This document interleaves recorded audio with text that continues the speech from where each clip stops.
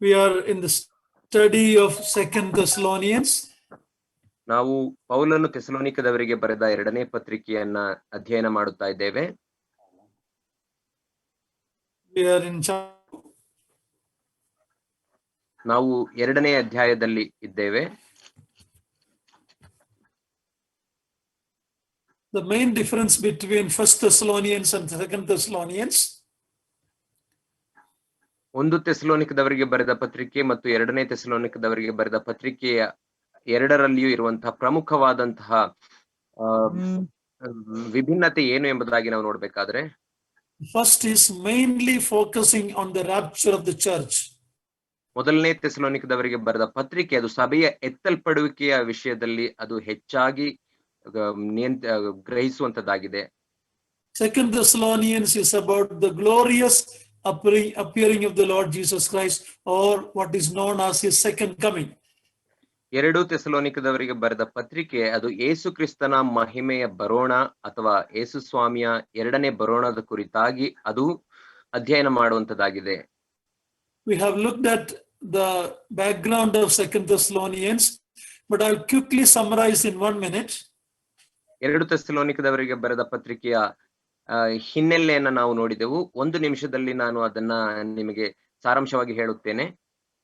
Paul is writing the second letter for two reasons. ಪೌಲನು ಎರಡು ಥೆಸಲೋನಿಕದವರಿಗೆ ಬರೆದ ಪತ್ರಿಕೆಯನ್ನ ಎರಡು ಕಾರಣಗಳಿಗಾಗಿ ಬರೆಯುತ್ತಾ ಇದ್ದಾನೆ. First, because their faith was growing and their love is also increasing. ಮೊದಲನೇದಾಗಿ ಅವರ ನಂಬಿಕೆಯು ಅದು ಹೆಚ್ಚುತ್ತಾ ಇದೆ. ಎರಡನೇದಾಗಿ ಅವರ ಪ್ರೀತಿಯು ಕೂಡ ಅದು ಹೆಚ್ಚಾಗುತ್ತಾ ಇದೆ. He is writing to encourage them. ಅವರನ್ನ ಪ್ರೋತ್ಸಾಹಿಸುವುದಕ್ಕಾಗಿ ಆತನು ಎರಡನೇ ಪತ್ರಿಕೆಯನ್ನು ಬರೆಯುತ್ತಾ ಇದ್ದಾನೆ. Second reason, there was some confusion on the doctrinal topic of the day of the Lord, ಕರ್ತನ ದಿನ. ಎರಡನೆಯದಾಗಿ ಆ ಥೆಸಲೋನಿಕ ಸಭೆಯವರ ಮಧ್ಯದಲ್ಲಿ ಕೆಲವು ಸೈದ್ಧಾಂತಿಕ ಭಿನ್ನಾಭಿಪ್ರಾಯಗಳು ಇದ್ದವು ಕರ್ತನ ಎರಡನೆಯ ಬರೋಣ ಅಥವಾ ಕರ್ತನ ದಿನದ ಕುರಿತಾಗಿ. ಆದ್ದರಿಂದ ಈ ಪತ್ರಿಕೆಯನ್ನು ಬರೆಯುತ್ತಿದ್ದಾನೆ. Thessalonian believers were already going through persecution. Thessalonica ಸಭೆಯವರು ಅವರು ಕಷ್ಟಗಳನ್ನ ದಾಟಿ ಹೋಗುತ್ತಾ ಇದ್ದರು. So they thought this is the tribulation time. ಇದು ಮಹಾ ಸಂಕಟ ಕಾಲ ಅಥವಾ ಸಂಕಟ ಕಾಲ ಎಂಬುದಾಗಿ ಅವರು ನೆನೆಸಿದರು.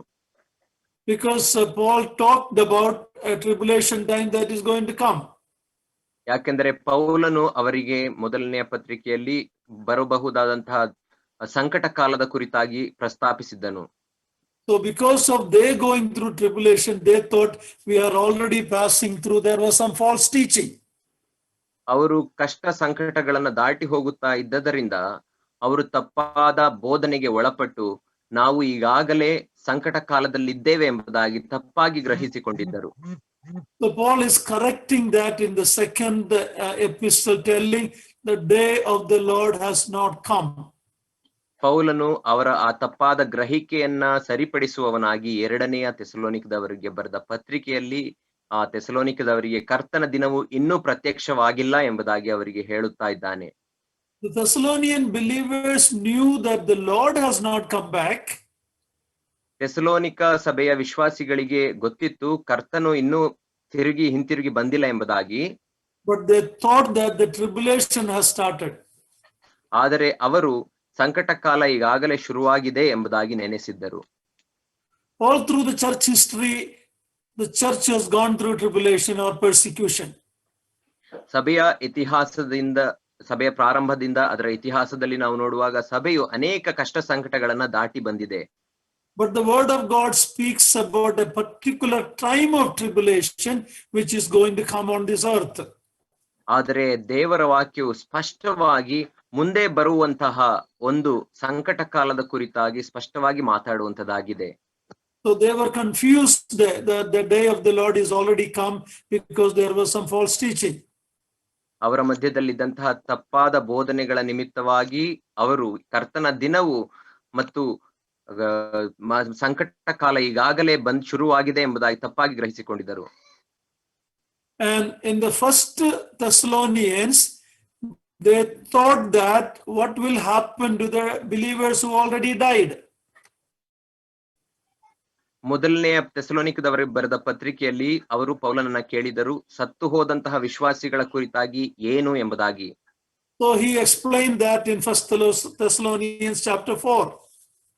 ಈಗಾಗಲೇ ಸತ್ತು ಹೋದಂತ ವಿಶ್ವಾಸಿಗಳ ಕುರಿತಾಗಿ ಪೌಲನು ಮೊದಲನೇ ಥೆಸಲೋನಿಕದವರಿಗೆ ಬರೆದ ಪತ್ರಿಕೆಯಲ್ಲಿ ಅವರಿಗೆ ವಿವರವಾಗಿ ಹೇಳಿದ್ದನು. Now they are thinking that the day of the Lord has come. ಈಗ ಅವರು ನೆನೆಸುತ್ತಾ ಇದ್ದಾರೆ ಕರ್ತನ ದಿನವು ಪ್ರತ್ಯಕ್ಷವಾಗಿ ಹೋಗಿದೆ ಎಂಬುದಾಗಿ. Let me tell again what is the day of the Lord means. ನಾವು ಮತ್ತೆ ಹೇಳುವಾಗ ದೇವರ ಕರ್ತನ ದಿನವು ಎಂಬುದಾಗಿ ಅಂದರೆ ಏನು ಎಂಬುದಾಗಿ ಅರ್ಥ ಮಾಡಿಕೊಳ್ಳಬೇಕು. It is a topic that is very much covered in the Old Testament prophetical books. ಹಳೆ ಒಡಂಬಡಿಕೆಯ ಪ್ರವಾದನಾ ಪುಸ್ತಕಗಳಲ್ಲಿಯೂ ಕೂಡ ಕರ್ತನ ದಿನದ ಕುರಿತಾಗಿ ವಿವರವಾಗಿ ವಿವರಿಸಲ್ಪಟ್ಟಿದೆ. It is the time after the church is raptured all the way till the great white throne. ಆ ಸಮಯ ಯಾವುದು ಎಂಬುದಾಗಿ ಹೇಳುವಾಗ ಕರ್ತನ ದಿನ ಅದು ಸಭೆಯು ಎತ್ತಲ್ಪಟ್ಟ ನಂತರ ಶುರುವಾಗುವಂತ ಸಂಕಟ ಕಾಲದಿಂದ ಹಿಡಿದು ಬಿಳಿ ಸಿಂಹಾಸನದ ನ್ಯಾಯ ತೀರ್ಪಿನವರೆಗೂ ಆ ದಿನವನ್ನ ಕರ್ತನ ದಿನ ಎಂಬುದಾಗಿ ಹೇಳುತ್ತಾರೆ. The day of the Lord is not talking about one day, but it is a period of time.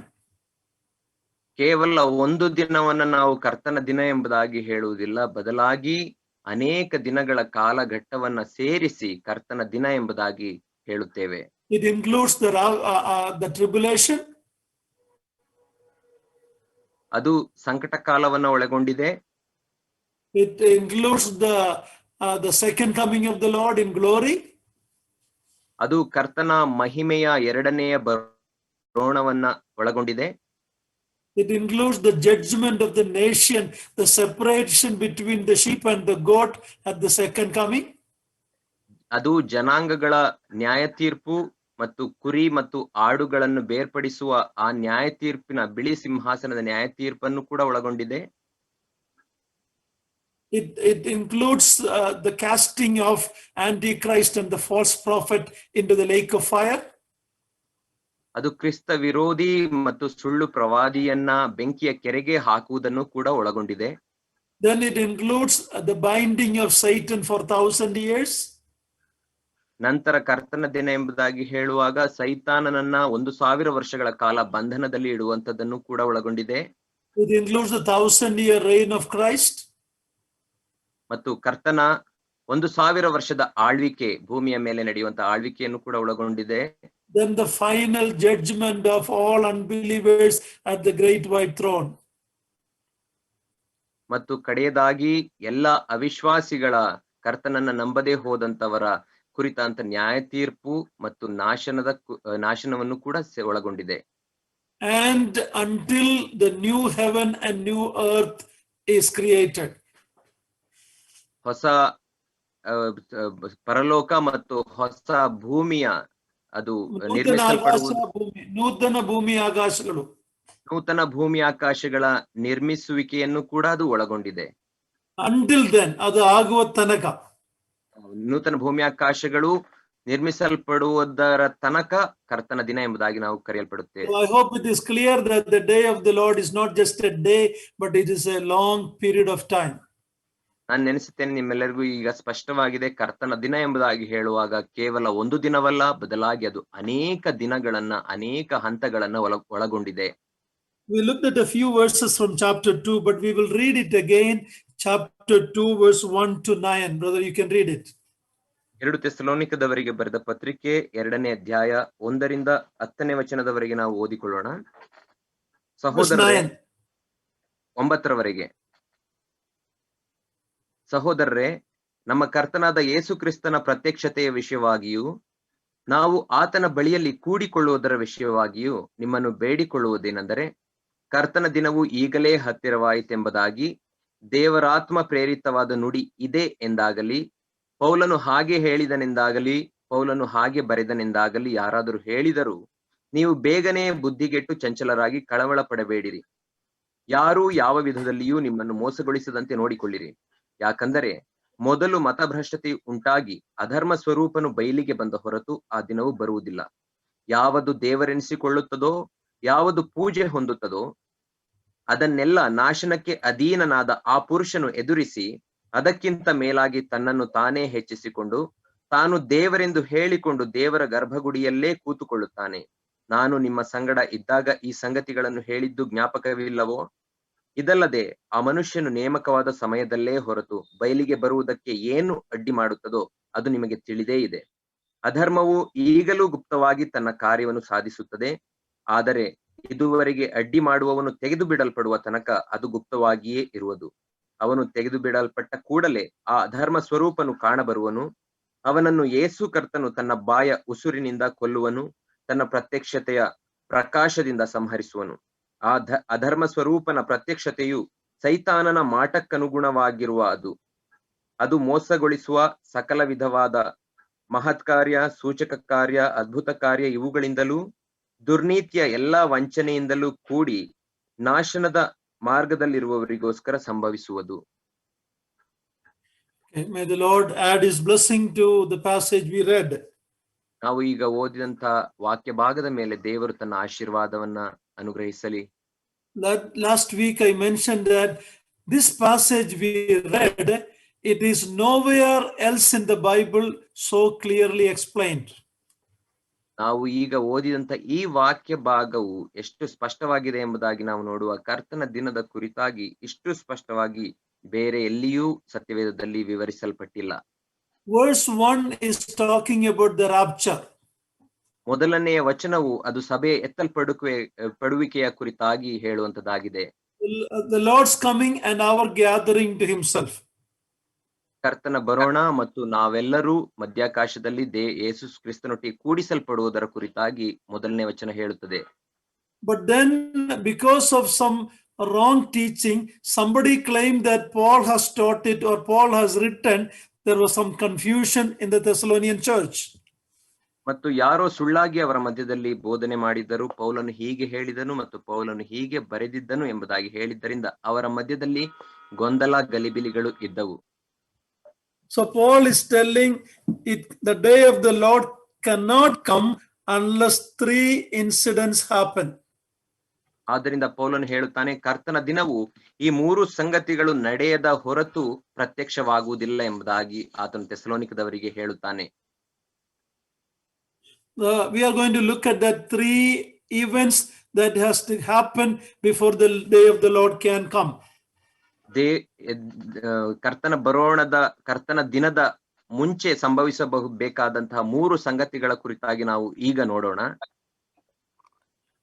The first one is called apostasy. It is in chapter 2 verse 3.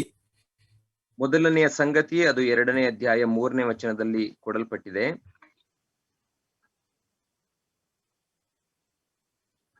Please read that. It is called apostasy or a rebellion, verse 3. ಯಾಕಂದರೆ ಮೊದಲು ಮತಭ್ರಷ್ಟತೆಯು ಮೊದಲನೇದಾಗಿ ಆಗಬೇಕು. Secondly, the revealing of the man of lawlessness, verse 3 and 4. ಮತ್ತು 3ನೇ ವಚನದಲ್ಲಿ ಕಡೆಯ ಭಾಗದಲ್ಲಿ ಕೊಡಲ್ಪಟ್ಟಿರುವ ಪ್ರಕಾರ ಅಧರ್ಮ ಸ್ವರೂಪನು ಬಯಲಿಗೆ ಬರಬೇಕು. The third event is removal of the restraint against lawlessness, verse 6 and 7. ಮತ್ತು ಅಧರ್ಮ ಸ್ವರೂಪನ ಕಾರ್ಯಗಳಿಗೆ ಅಡ್ಡಿ ಮಾಡುವಂಥದ್ದು ಭೂಮಿಯಿಂದ ಅದು ತೆಗೆಯಲ್ಪಡಬೇಕು. 5 ಮತ್ತು 6ನೇ ವಚನಗಳು, 4 ಮತ್ತು 5ನೇ ವಚನ. We are going to look at these 3 things. What are these 3 things? ಈ 3 ಸಂಗತಿಗಳು ಏನು ಎಂಬುದಾಗಿ ನಾವು ಈಗ ನೋಡಿಕೊಳ್ಳೋಣ. The first one is rebellion will come first. There will be an apostasy. ಮೊದಲನೇದಾಗಿ ಮತಭ್ರಷ್ಟತೆಯು ಉಂಟಾಗಬೇಕು. The Christian faith as given in the word of God will be grossly rejected during that time. ಆ ಸಂದರ್ಭದಲ್ಲಿ ದೇವರ ವಾಕ್ಯದ ಮೂಲಕ ಕೊಡಲ್ಪಟ್ಟಿರುವಂತಹ ಕ್ರೈಸ್ತ ನಂಬಿಕೆಯು ಅಥವಾ ಸುವಾರ್ತೆಯು ಆ ದಿನದಲ್ಲಿ ಅದು ತಿರಸ್ಕರಿಸಲ್ಪಡುತ್ತದೆ. Already that is happening in the professing church in the world. All the big main churches, they are rejecting the teaching of the word of God. That is already happening. ಕ್ರೈಸ್ತರ ಮಧ್ಯದಲ್ಲಿ ಮತ್ತು ಸಭೆಗಳ ಮಧ್ಯದಲ್ಲಿಯೇ ದೇವರ ವಾಕ್ಯದ ತಿರಸ್ಕಾರ ಉಂಟಾಗುವಂತದ್ದಾಗಿದೆ ಆ ದಿನದಲ್ಲಿ. ಅದು ಈಗಲೂ ಕೂಡ ನಮ್ಮ ಸಭೆಗಳ ಮಧ್ಯದಲ್ಲಿ ದೇವರ ವಾಕ್ಯವನ್ನ ತಿರಸ್ಕರಿಸಲ್ಪಡುವುದನ್ನ ನಾವು ನೋಡುತ್ತಾ ಇದ್ದೇವೆ. But it will become major departure during the tribulation time. ಆ ಸಂಕಟ ಕಾಲದಲ್ಲಿ ಈ ಮತಭ್ರಷ್ಟತೆಯದು ಅತ್ಯಂತ ಹೆಚ್ಚಾಗಿ ಆಗುವಂತದ್ದಾಗಿದೆ. In 1 Timothy chapter 4, in 2 Timothy 3, in James, in 2 Peter and Jude, these things are mentioned that there will be a going away from truth. 2 Timothy 3ನೇ ಅಧ್ಯಾಯ ಮತ್ತು ತೀತನು ಬರೆದ ಪುಸ್ತಕದಲ್ಲಿ ನಾವು ನೋಡುವ ಹಾಗೆ ಮತಭ್ರಷ್ಟತೆ ಉಂಟಾಗಿ ಸತ್ಯದಿಂದ ಅನೇಕರು ತಮ್ಮನ್ನ ಬೇರೆ ಸ್ಥಳಗಳಿಗೆ ಅಥವಾ ಸತ್ಯದಿಂದ ಓರೆಯಾಗಿ ಹೋಗುತ್ತಾರೆ ಎಂಬುದಾಗಿ ನಾವು ನೋಡುತ್ತೇವೆ. In verse 5, Paul says, I have already told you.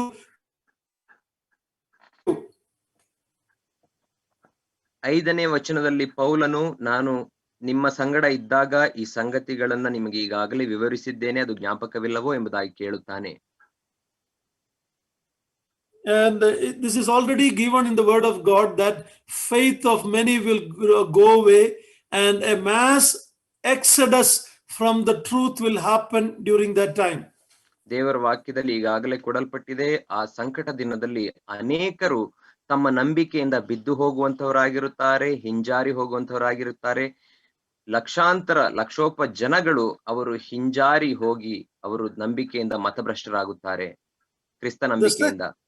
The second event that is going to happen is the revelation of the man of lawlessness.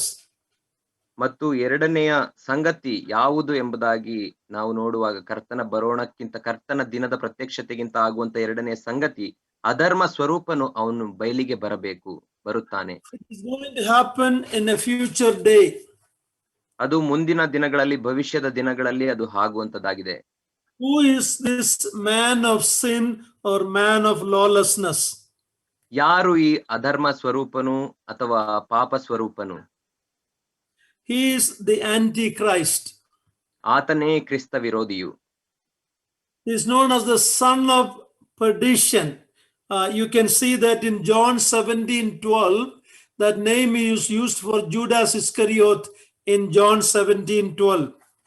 ನಾವು ಯೋಹಾನು ಬರೆದ ಸುವಾರ್ತೆ 17ನೇ ವಚನದಲ್ಲಿ ಇಸ್ಕರಿಯೋತ ಯೂದನಿಗೆ ಈ ಹೆಸರನ್ನ ಯೇಸು ಕೊಟ್ಟಿರುವಂತದನ್ನು ನಾವು ನೋಡುತ್ತೇವೆ. ನಾನು ಇವರ ಸಂಗಡ ಇದ್ದಾಗ, 17ನೇ ಅಧ್ಯಾಯ ಯೋಹಾನು ಬರೆದ ಸುವಾರ್ತೆ 12ನೇ ವಚನ, ನಾನು ಇವರ ಸಂಗಡ ಇದ್ದಾಗ ನೀನು ನನಗೆ ಕೊಟ್ಟಿರುವ ನಿನ್ನ ಹೆಸರಿನಲ್ಲಿ ಇವರನ್ನು ಕಾಯುತ್ತಾ ಬಂದೆನು, ಇವರನ್ನು ಕಾಪಾಡಿದೆನು. ಶಾಸ್ತ್ರದ ಮಾತು ನೆರವೇರುವಂತೆ ನಾಶಕ್ಕೆ ಗುರಿಯಾದ ಆ ಮನುಷ್ಯನೇ ಹೊರತು ಇವರಲ್ಲಿ ಮತ್ತಾರೂ ನಾಶವಾಗಲಿಲ್ಲ. We know here it is talking about Judas Iscariot. ಇಲ್ಲಿ ಇಸ್ಕರಿಯೋತ್ ಯೂದನ ಕುರಿತಾಗಿ ಮಾತಾಡುವಂತ ಸಂಗತಿ. But the same name is used for Antichrist in the passage we read, the son of destruction or perdition in verse 3. ನಾವು ಥೆಸಲೋನಿಕದವರಿಗೆ ಬರೆದ 2ನೇ ಪತ್ರಿಕೆ 2ನೇ ಅಧ್ಯಾಯ 3ನೇ ವಚನದಲ್ಲಿಯೂ ಕೂಡ ಕ್ರಿಸ್ತ ವಿರೋಧಿಗೂ ಸಹ ಈ ಹೆಸರನ್ನ ಉಪಯೋಗಿಸಿರುವುದನ್ನ ನಾವು ನೋಡುತ್ತೇವೆ. ಅಧರ್ಮ ಸ್ವರೂಪನು ಅಥವಾ ನಾಶನಕ್ಕೆ ಗುರಿಯಾದ ಆ ಮನುಷ್ಯನು ಎಂಬುದಾಗಿ ನಾವು ಅವನಿಗೆ ಹೆಸರನ್ನ ಕೊಡಲ್ಪಟ್ಟಿದೆ. This destruction doesn't mean annihilation. We have already looked at that. Eternal hell is not annihilation, but conscious destruction of the use for which man is made. ನಾಶನಕ್ಕೆ ಗುರಿಯಾದ ಮನುಷ್ಯನು ಎಂಬುದಾಗಿ ಹೇಳುವಾಗ ಅವನು ಇಲ್ಲದ ಹಾಗೆ ಸಂಪೂರ್ಣವಾಗಿ ಒಂದೇ ಸಾರಿ ನಾಶ ಮಾಡಲ್ಪಡುವುದಿಲ್ಲ. ಬದಲಾಗಿ ಆತನು ಜ್ಞಾನದಿಂದಿದ್ದು ನಿರಂತರಕ್ಕೂ ನಿತ್ಯಕ್ಕೂ ವೇದನೆಯನ್ನ, ಕಷ್ಟಗಳನ್ನ ಮತ್ತು ಸಂಕಟವನ್ನ ಅನುಭವಿಸುತ್ತಾನೆ ನರಕದಲ್ಲಿ. Now this man will be energized by Satan as we see in verse 9. ನಾವು 9ನೇ ವಚನದಲ್ಲಿ ನಾವು ನೋಡುವಾಗ ಈ ಅಧರ್ಮ ಸ್ವರೂಪನು ಅವನಿಗೆ ಸೈತಾನನು ಶಕ್ತಿಯನ್ನ ತುಂಬುವಂತವನಾಗಿರುತ್ತಾನೆ. 9ನೇ ವಚನದಲ್ಲಿ ನೋಡುವ ಪ್ರಕಾರ. How do we identify this man? We can read about him in Daniel 9:27. ಈ ಅಧರ್ಮ ಸ್ವರೂಪನನ್ನ ಗುರುತು ಹಿಡಿಯುವುದು ಹೇಗೆ ಎಂಬುದಾಗಿ ನಾವು ನೋಡುವಾಗ ದಾನಿಯೇಲನ ಪುಸ್ತಕ 9ನೇ ಅಧ್ಯಾಯ 9:27. 9ನೇ ಅಧ್ಯಾಯ 27ನೇ ವಚನದಲ್ಲಿ ನಾವು ಆ ಧರ್ಮ ಸ್ವರೂಪನನ್ನ ಗುರುತು ಹಿಡಿಯುವುದು ಹೇಗೆ ಎಂಬುದಾಗಿ ನಾವು ನೋಡಿಕೊಳ್ಳಬಹುದು. Please read, brother. Daniel 9:27.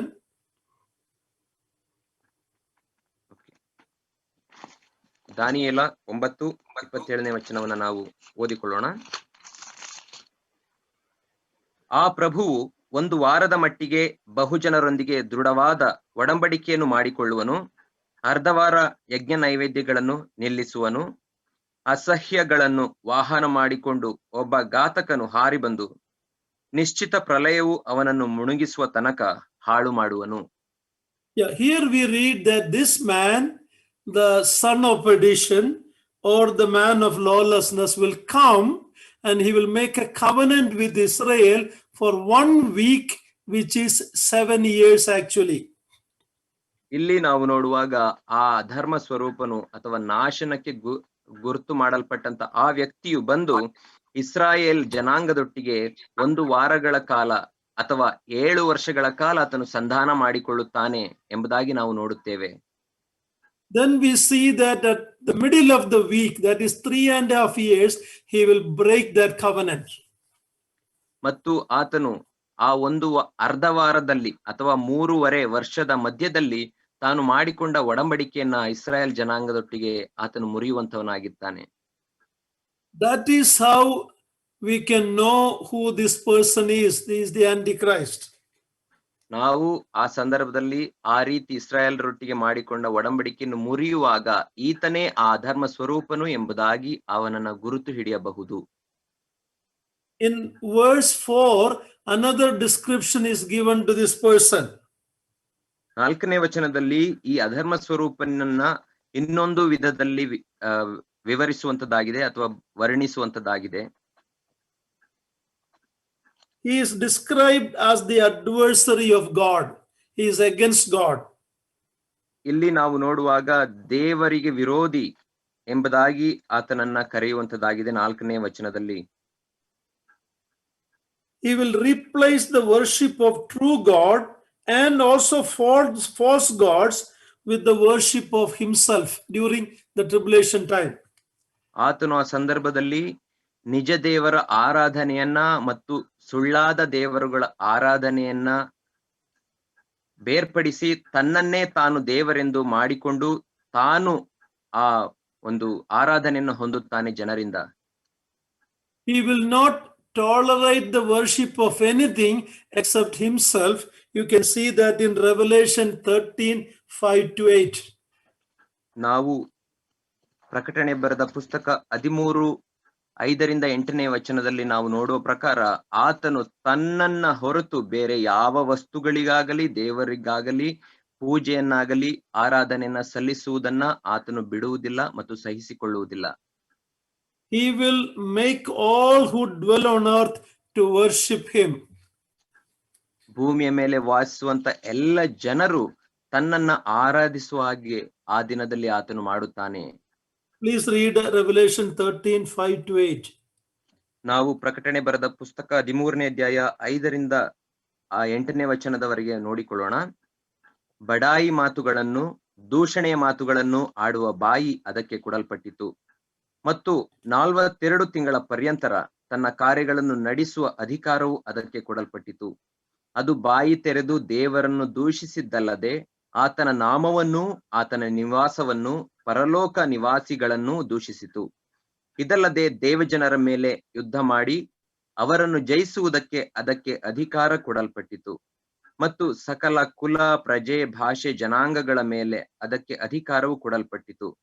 ಜಗದುತ್ಪತ್ತಿಗೆ ಮೊದಲೇ ಕೊಯ್ಯಲ್ಪಟ್ಟ ಕುರಿಯಾದಾತನ ಬಳಿಯಲ್ಲಿರುವ ಜೀವಬಾಧ್ಯರ ಪಟ್ಟಿಯಲ್ಲಿ ಯಾರ ಹೆಸರುಗಳು ಬರೆದಿರುವುದಿಲ್ಲವೋ ಆ ಭೂನಿವಾಸಿಗಳೆಲ್ಲರೂ ಅದಕ್ಕೆ ನಮಸ್ಕಾರ ಮಾಡುವರು.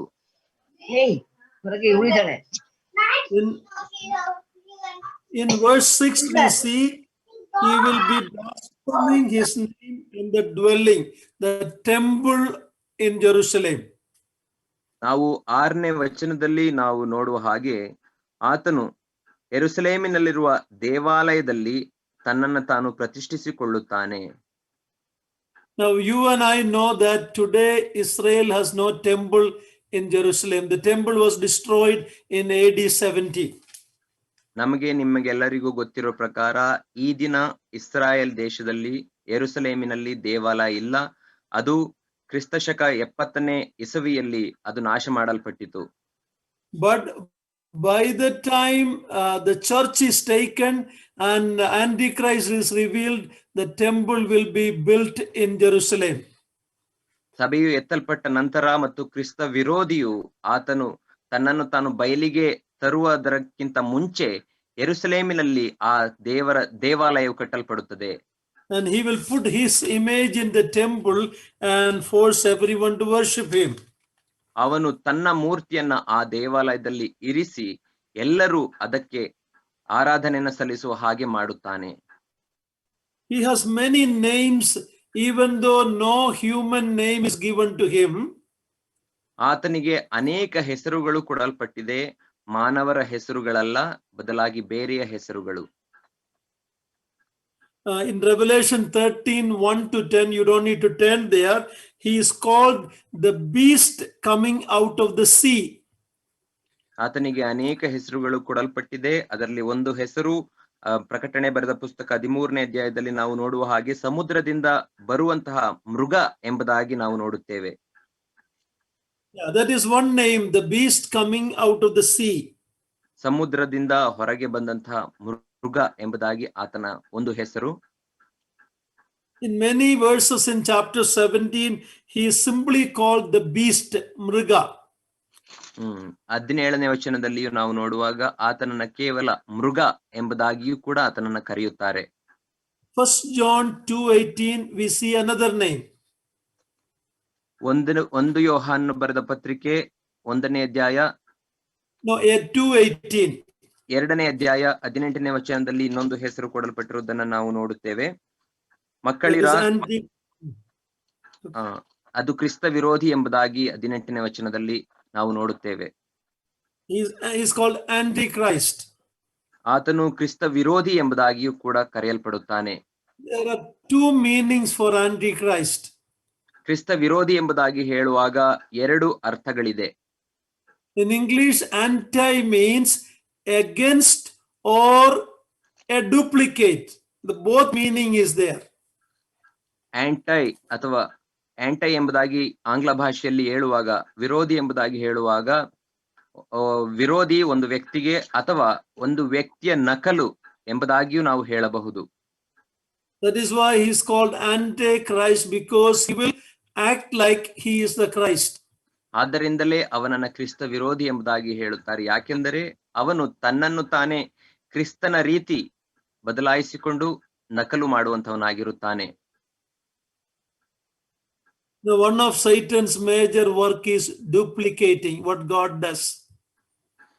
ಸೈತಾನನ ಪ್ರಾಮುಖ್ಯವಾದಂತಹ ಕೆಲಸಗಳಲ್ಲಿ ಒಂದು ಕೆಲಸ ಯಾವುದು ಎಂಬುದಾಗಿ ನಾವು ನೋಡುವಾಗ ದೇವರ ಕಾರ್ಯಗಳನ್ನ ನಕಲು ಮಾಡುವಂತದ್ದಾಗಿದೆ.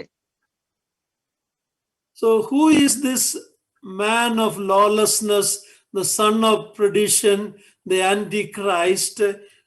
In history, many people thought that some history people were Antichrist.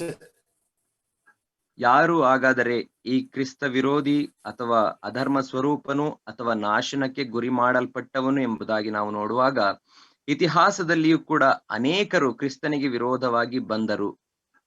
Now they thought, like for example Hitler, they thought he was Antichrist.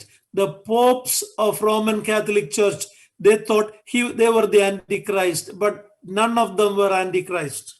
ಇತಿಹಾಸದಲ್ಲಿ ನಾವು ನೋಡುವಾಗ ಹಿಟ್ಲರ್ ಅನ್ನು ಕೂಡ ಅನೇಕರು ಕ್ರಿಸ್ತ ವಿರೋಧಿ ಎಂಬುದಾಗಿ ನೆನೆಸಿದರು ಮತ್ತು ರೋಮನ್ ಕ್ಯಾಥೋಲಿಕ್ ಸಭೆಯ ಧರ್ಮಗುರುವಾದಂತಹ ಪೋಪ್ ಅನ್ನು ಕೂಡ ಅವರು ಕ್ರಿಸ್ತ ವಿರೋಧಿ ಎಂಬುದಾಗಿ ನೆನೆಸಿದರು. ಆದರೆ ಇವರ್ಯಾರೂ ನಿಜವಾದ ಕ್ರಿಸ್ತ ವಿರೋಧಿಗಳಲ್ಲ. When Saddam Hussein took Kuwait, many Christians thought that Saddam Hussein is the Antichrist. Saddam Hussain Kuwait ದೇಶವನ್ನ ಆಕ್ರಮಿಸಿಕೊಂಡಾಗ ಅನೇಕ ಕ್ರೈಸ್ತರು ನಂಬಿದರು ಸದ್ದಾಂ ಹುಸೇನೇ ಕ್ರಿಸ್ತ ವಿರೋಧಿ ಇರಬಹುದು ಎಂಬುದಾಗಿ. But they were all proved wrong for one main reason: he will not be revealed until the church is removed from here. ಆದರೆ ಇವರೆಲ್ಲರೂ ನಿಜವಾದ ಕ್ರಿಸ್ತ ವಿರೋಧಿಗಳಲ್ಲ. ಯಾಕೆ ಎಂಬುದಾಗಿ ಹೇಳುವಾಗ, ಆ ಒಂದು ಕಾರಣ ಯಾವುದು ಎಂಬುದಾಗಿ ಹೇಳುವಾಗ, ಕ್ರಿಸ್ತ ವಿರೋಧಿಯು ಸಭೆಯು ಎತ್ತಲ್ಪಟ್ಟ ನಂತರ ಆತನು ಕಾಣಿಸಿಕೊಳ್ಳುವಂತವನಾಗಿರುತ್ತಾನೆ. ಬಾಯಲಿಕ್ಕೆ ಬರುವುದು. He may be already there in the world now, but he will not be known, and as long as the church is here, he will not be revealed. ಆ ಕ್ರಿಸ್ತ ವಿರೋಧಿ ಈಗಾಗಲೇ ನಮ್ಮ ಮಧ್ಯದಲ್ಲಿ ಭೂಮಿಯಲ್ಲಿ ಇರಬಹುದು, ಆದರೆ ಸಭೆಯು ಎತ್ತಲ್ಪಡುವವರೆಗೂ ಆತನು ಬಯಲಿಗೆ ಬರುವುದಿಲ್ಲ, ತನ್ನನ್ನು ತಾನು ಪ್ರಕಟಿಸಿಕೊಳ್ಳುವುದಿಲ್ಲ. One truth we should know: when John is writing in 1 John 2:18, he said, you know that Antichrist coming, but there is already many Antichrist in the world. ಯೋಹಾನನು ಬರೆಯುವ ಹಾಗೆ ಮೊದಲನೇ ಪತ್ರಿಕೆ 2ನೇ ಅಧ್ಯಾಯ 18ನೇ ವಚನದಲ್ಲಿ ಅನೇಕ ಕ್ರಿಸ್ತ ವಿರೋಧಿಗಳು ಬರುತ್ತಾರೆ, ಬಹುಮಂದಿ ಎದ್ದಿದ್ದಾರೆ ಎಂಬುದಾಗಿ ಆತನು ಹೇಳುತ್ತಾನೆ. No, he said Antichrist person is coming, but already there are many Antichrist. ನಿಜವಾದಂತಹ ಕ್ರಿಸ್ತ ವಿರೋಧಿ ಆತನು ಬರುತ್ತಾನೆ ಎಂಬುದಾಗಿ ಹೇಳುತ್ತಾನೆ, ಮತ್ತು ಈಗಾಗಲೇ ಅನೇಕ ಕ್ರಿಸ್ತ ವಿರೋಧಿಗಳು ಎದ್ದಿದ್ದಾರೆ ಎಂಬುದಾಗಿಯೂ ಆತನು ಹೇಳುತ್ತಾನೆ. So there is one person who will be energized by Satan at that time after the church is removed. He will be the Antichrist, but that spirit of rebellion is already in the world from early church history. ಸಭೆಯು ಎತ್ತಲ್ಪಟ್ಟ ನಂತರ ಸೈತಾನನಿಂದ ಬಲವನ್ನ ಹೊಂದಿದವನಾಗಿ ಈ ನಿಜವಾದ ಕ್ರಿಸ್ತ ವಿರೋಧಿಯು ತನ್ನನ್ನು ತಾನು ಪ್ರಕಟಿಸಿಕೊಂಡು ಬಯಲಿಗೆ ಬರುತ್ತಾನೆ. ಆದರೆ ಸಭೆಯ ಇತಿಹಾಸದಲ್ಲಿ ನಾವು ನೋಡುವಾಗ ಅನೇಕರು ಕ್ರಿಸ್ತನಿಗೆ ವಿರೋಧವಾಗಿ ಬೇರೆ ಕಾರ್ಯಗಳನ್ನು ಕೂಡ ಮಾಡಿದ್ದಾರೆ. ಇವರ್ಯಾರು ನಿಜವಾದ ಕ್ರಿಸ್ತ ವಿರೋಧಿಗಳಲ್ಲ. Working by the same, but that they are all working by the influence of Satan, so they are called many Antichrist, but there is one person who will be the Antichrist. ಇತಿಹಾಸದುದ್ದಕ್ಕೂ ಅನೇಕ ವ್ಯಕ್ತಿಗಳು ಸೈತಾನನಿಂದ ಬೆಂಬಲಿಸಲ್ಪಟ್ಟು ಸೈತಾನನಿಂದ ಪ್ರಚೋದನೆಗೊಂಡು ಅವರು ಕ್ರಿಸ್ತನಿಗೆ ವಿರೋಧವಾಗಿ ಸಭೆಗೆ ವಿರೋಧವಾಗಿ ಕಾರ್ಯಗಳನ್ನ ಮಾಡಿದ್ದಾರೆ. ಆದರೆ ಈ ಒಬ್ಬ ವ್ಯಕ್ತಿಯನ್ನ ಮಾತ್ರ ನಾವು ಕ್ರಿಸ್ತ ವಿರೋಧಿ ಎಂಬುದಾಗಿ ಹೇಳಬಹುದು. ಅವನು ಪ್ರತ್ಯಕ್ಷವಾಗುವುದು ಸಭೆಯು ಎತ್ತಲ್ಪಟ್ಟ ನಂತರ. As long as the church is in the world, we will not know who the Antichrist is. ಸಭೆಯು ಈ ಭೂಮಿಯ ಮೇಲೆ ಇರುವಷ್ಟು ದಿನಗಳವರೆಗೂ ಆ ನಿಜವಾದಂತಹ ಕ್ರಿಸ್ತ ವಿರೋಧಿ ಯಾರು ಎಂಬುದಾಗಿ ಯಾರಿಗೂ ಕೂಡ ಗೊತ್ತಾಗುವುದಿಲ್ಲ. Now I know we are studying some serious passage from the Bible. ನಾವು ಅತ್ಯಂತ ಗಂಭೀರವಾದಂತಹ ವಿಷಯವನ್ನ ಈ ಸತ್ಯವೇದದಿಂದ ನಾವು ಓದುತ್ತಾ ಇದ್ದೇವೆ. A Bible is both milk and meat. Milk for new believers, meat for serious students. ಸತ್ಯವೇದದ ವಾಕ್ಯಗಳು ಅದು ಹಾಲು, ಹಸು ಮಕ್ಕಳಿಗೆ ಹಾಲು, ಮತ್ತು ಪ್ರಾಯವಾದ ಬೆಳೆದಂತವರಿಗೆ ಅದು ಮಾಂಸ ಅಥವಾ ಗಟ್ಟಿ ಆಹಾರವಾಗಿದೆ. Some people think that we should not study all this. It will confuse believers. We only need to know salvation, the basic thing. But look at verse 5. When Paul went to Thessalonian city, he taught them these serious topics. ಅನೇಕ ವಿಶ್ವಾಸಿಗಳು ನೆನೆಸುತ್ತಾರೆ, ಇದೆಲ್ಲ ತುಂಬಾ ಗಲಿಬಿಲಿ ಗೊಂದಲಗಳನ್ನು ಉಂಟು ಮಾಡುವಂತ ವಿಷಯಗಳು. ಇವುಗಳ ಕುರಿತಾಗಿ ಅಧ್ಯಯನ ಮಾಡುವ ಅವಶ್ಯಕತೆ ನಮಗಿಲ್ಲ. ಕೇವಲ ರಕ್ಷಣೆಯ ಕುರಿತಾಗಿ ತಿಳಿದುಕೊಂಡರೆ ಸಾಕು ಎಂಬುದಾಗಿ. ಆದರೆ ಪೌಲನು ಥೆಸಲೋನಿಕದವರಿಗೆ ಬರೆದ 2ನೇ ಪತ್ರಿಕೆ 2ನೇ ಅಧ್ಯಾಯ 5ನೇ ವಚನದಲ್ಲಿ ನಾವು ನೋಡುವಾಗ ಪೌಲನು ಕೂಡ ಥೆಸಲೋನಿಕ ಸಭೆಯವರಿಗೆ ಈ ವಿಷಯಗಳ ಕುರಿತಾಗಿ ಅಧ್ಯಯನವನ್ನ ಮಾಡಿದ್ದನು, ಬೋಧಿಸಿದ್ದನು ಎಂಬುದಾಗಿ ನಾವು ನೋಡುತ್ತೇವೆ. They were new believers. ಅವರೆಲ್ಲರೂ ಹೊಸ ವಿಶ್ವಾಸಿಗಳಾಗಿದ್ದರು. But Paul not only talked about the salvation and going to heaven, getting baptized, but he told them prophetic truth about what is going to happen in the future. ಆ ಹೊಸ ವಿಶ್ವಾಸಿಗಳಿಗೆ ಪೌಲನು ರಕ್ಷಣೆಯ ಕುರಿತಾಗಿ ಮತ್ತು ಪರಲೋಕಕ್ಕೆ ಹೋಗುವುದರ ಕುರಿತಾಗಿ ಮಾತ್ರ ಆತನು ಬೋಧಿಸಲಿಲ್ಲ, ಬದಲಾಗಿ ಅದರ ಒಟ್ಟಿಗೆ ಪ್ರವಾದನೆಯ ಅನೇಕ ಸತ್ಯಾಂಶಗಳನ್ನ ಆತನು ಮತ್ತು ಅತ್ಯಂತ ಆಳವಾದಂತ ವಿಷಯಗಳನ್ನು ಕೂಡ ಅವರಿಗೆ ಬೋಧಿಸಿದನು. It is very important that we study these things and be able to digest the meat of the word of God. ಆದ್ದರಿಂದಲೇ ನಾವು ಕೂಡ ಈ ಎಲ್ಲಾ ವಿಷಯಗಳನ್ನ ಆಳವಾಗಿ ಅಧ್ಯಯನ ಮಾಡುವ ಅವಶ್ಯಕತೆ ಇದೆ ಮತ್ತು ಅದನ್ನ ಗಟ್ಟಿಯಾದಂತ ಆಹಾರದ ಹಾಗೆ ಜೀರ್ಣಿಸಿಕೊಳ್ಳುವಂತ ಅವಶ್ಯಕತೆಯೂ ಕೂಡ ಇದೆ. We should have a longing to study the deeper truth of the word of God. ನಮಗೆ ದೇವರ ವಾಕ್ಯದ ಆಳವಾದ ಸತ್ಯಾಂಶಗಳನ್ನ ಅಧ್ಯಯನ ಮಾಡಲಿಕ್ಕೆ ಮತ್ತು ಕಲಿಯಲಿಕ್ಕೆ ಹಂಬಲ ಮತ್ತು ಬಯಕೆ ಇರಬೇಕು. Bible study is serious matter. ಸತ್ಯವೇದ ಅಧ್ಯಯನ ಎಂಬುದಾಗಿ ಹೇಳುವಾಗ ಅದು ಗಂಭೀರವಾದಂತಹ ವಿಷಯ. But you and I need to have an appetite, a hunger, a thirst to know the deeper truth of the word of God. Don't be just satisfied with the milk only. ಆದರೆ ನನಗೆ ನಿಮಗೆ ದೇವರ ವಾಕ್ಯವನ್ನ ಮತ್ತು ಅದರ ಆಳವಾದ ಅರ್ಥಗಳನ್ನ ಅಧ್ಯಯನ ಮಾಡಬೇಕು, ಕಲಿಯಬೇಕು ಎಂಬಂತಹ ಆ ಬಯಕೆ, ದಾಹ ಮತ್ತು ಹಸಿವು ಇರಬೇಕು. ಕೇವಲ ಮೇಲೆ ಸತ್ಯವೇದವನ್ನ ಅಧ್ಯಯನ ಮಾಡಿ ಅದರಲ್ಲೇ ತೃಪ್ತಿಗೊಳ್ಳಬೇಡಿರಿ. So Paul is telling 3 things that should happen before the day of the Lord comes. ಆದ್ದರಿಂದ ಪೌಲನು ಹೇಳುತ್ತಾನೆ, ಕರ್ತನ ದಿನದ ಬರುವಿಕೆಗಿಂತ ಮುಂಚೆ ಈ 3 ಸಂಗತಿಗಳು ನಡೆಯಬೇಕು ಎಂಬುದಾಗಿ. We looked at 2 things. ನಾವು 2 ವಿಷಯಗಳನ್ನ ಈಗ ನೋಡಿದೆವು. There will be a great apostasy in the world. ಆ ದಿನದಲ್ಲಿ ಅತ್ಯಂತ ಮತಭ್ರಷ್ಟತೆಯು ಆ ದಿನದಲ್ಲಿ ಭೂಮಿಯ ಮೇಲೆ ಉಂಟಾಗುತ್ತದೆ. In all over the world, people will reject the Christian faith as revealed in the Bible right after the church is raptured. ಪ್ರಪಂಚದಾದ್ಯಂತ ಅನೇಕ ಜನಗಳು ಈ ಕ್ರೈಸ್ತ ನಂಬಿಕೆಯನ್ನ ಮತ್ತು ವಿಶ್ವಾಸವನ್ನ ಬಿಟ್ಟು ಬಿಡುವಂತವರಾಗಿರುತ್ತಾರೆ ಸಭೆ ಎತ್ತಲ್ಪಟ್ಟ ನಂತರ. Secondly, immediately the man of sin, the man of lawlessness, son of perdition will come to the scene. He will be revealed. ಮತ್ತು ಎರಡನೇದಾಗಿ ಅದಾದ ಮತಭ್ರಷ್ಟತೆ ಆದ ನಂತರವೇ ಅಧರ್ಮ ಸ್ವರೂಪನು ಅಥವಾ ನಾಶನಕ್ಕೆ ಗುರಿಯಾದಂತ ಈ ಮನುಷ್ಯನು ಆತನು ಬಯಲಿಗೆ ಬರುತ್ತಾನೆ. It's not after Allah. This will happen, and the secondly, this man will be revealed also. ಮತಭ್ರಷ್ಟತೆ ಆದ ತಕ್ಷಣವೇ ಅದರೊಟ್ಟಿಗೆ ಈ ಅಧರ್ಮ ಸ್ವರೂಪನು ಬಯಲಿಗೆ ಬರುತ್ತಾನೆ. Now, what is the third thing that has to happen? Listen carefully. ಹಾಗಾದ್ರೆ 3ನೇ ಸಂಗತಿ ಯಾವುದು, ಏನು ಸಂಭವಿಸಬೇಕು? In verse 6 and 7, he says, the restraining one has to be removed from here. 6 ಮತ್ತು 7ನೇ ವಚನದಲ್ಲಿ ನಾವು ನೋಡುತ್ತೇವೆ, ಯಾವುದು ಅಡ್ಡಿ ಮಾಡುತ್ತಾನೋ ಅಂಥ ವಿಷಯವು ಈ ಭೂಮಿಯಿಂದ ತೆಗೆದು ಬಿಡಲ್ಪಡಬೇಕು ಎಂಬುದಾಗಿ ನಾವು ನೋಡುತ್ತೇವೆ.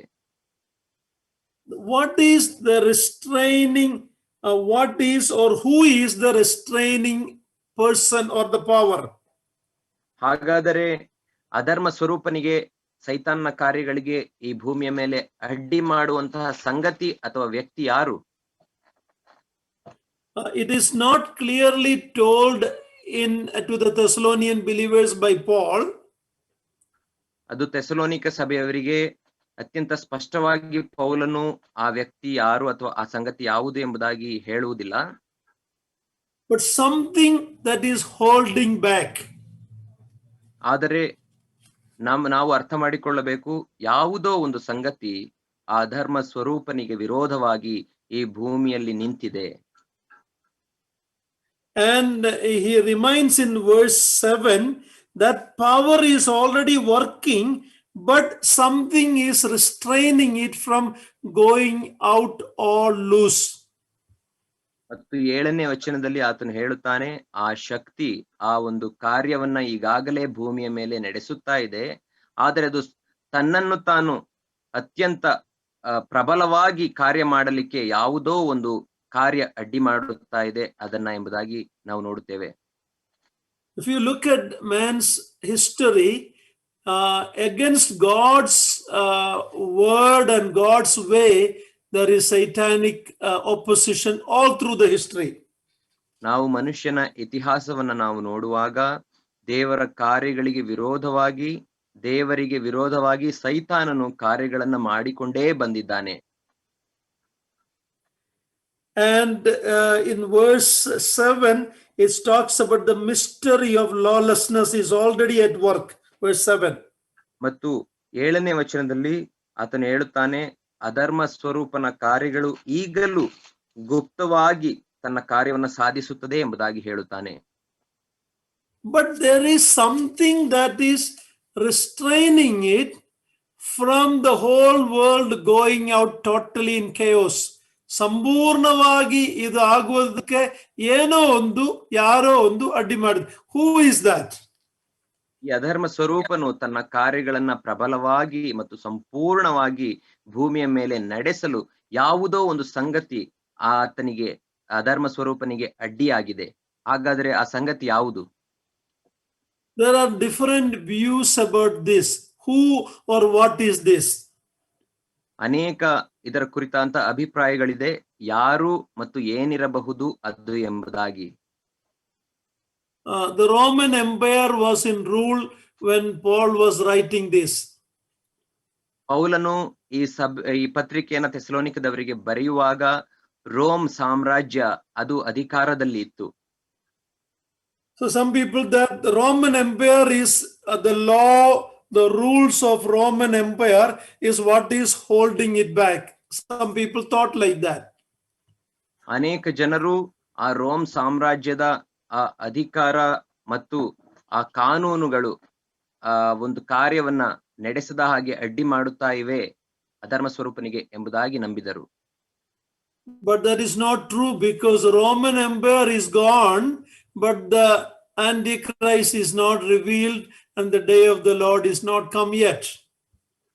ಆದರೆ ಅದು ಸತ್ಯವಲ್ಲ, ಯಾಕೆಂದರೆ ರೋಮ್ ಸಾಮ್ರಾಜ್ಯದ ಅಧಿಕಾರವು ಅದು ಮುಗಿದು ಹೋಯಿತು, ರೋಮ್ ಸಾಮ್ರಾಜ್ಯ ಬಿದ್ದು ಹೋಯಿತು, ಆದರೆ ಅಧರ್ಮ ಸ್ವರೂಪನು ಇನ್ನೂ ಬಯಲಿಗೆ ಬಂದಿಲ್ಲ. Some people thought that Satan is the one holding back.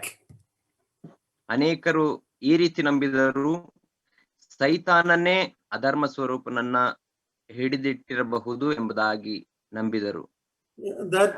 That is nonsense, because why should Satan hold back sin? ಅದು ಕೇವಲ ಅದು ಮೂರ್ಖತನದ ಮಾತು. ಯಾಕೆ ಎಂಬುದಾಗಿ ಹೇಳುವಾಗ ಸೈತಾನನು ತಾನೇ ತನ್ನ ಕಾರ್ಯಗಳನ್ನ ಯಾಕೆ ಅಡ್ಡಿಪಡಿಸಬೇಕು? The third, some people thought human government is holding back from the world completely going chaos. ಮತ್ತು ಇನ್ನೂ ಅನೇಕ ಅಭಿಪ್ರಾಯಗಳು ಏನು ಎಂಬುದಾಗಿ ನಾವು ನೋಡುವಾಗ ಭೂಮಿಯ ಮೇಲಿರುವಂತ ಅಧಿಕಾರ ಅಥವಾ ಸರ್ಕಾರವೇ ಆ ಒಂದು ಅಧರ್ಮ ಸ್ವರೂಪನ ತನ್ನ ಶಕ್ತಿಯನ್ನ ಪ್ರಬಲವಾಗಿ ತೋರಿಸಿದ ಹಾಗೆ ಹಿಡಿದಿಟ್ಟಿದೆ ಅಥವಾ ಅಡ್ಡಿ ಮಾಡುತ್ತಾ ಇದೆ ಎಂಬುದಾಗಿ ನಂಬಿದರು. That is also not true, because even after Antichrist come, there will be human government for some more time. ಅದು ಕೂಡ ಸತ್ಯವಲ್ಲ. ಯಾಕೆ ಎಂಬುದಾಗಿ ಹೇಳುವಾಗ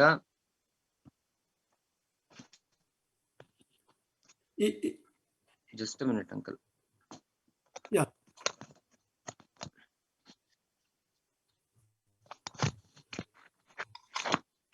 Uncle, I need a moment, just a minute. Yeah.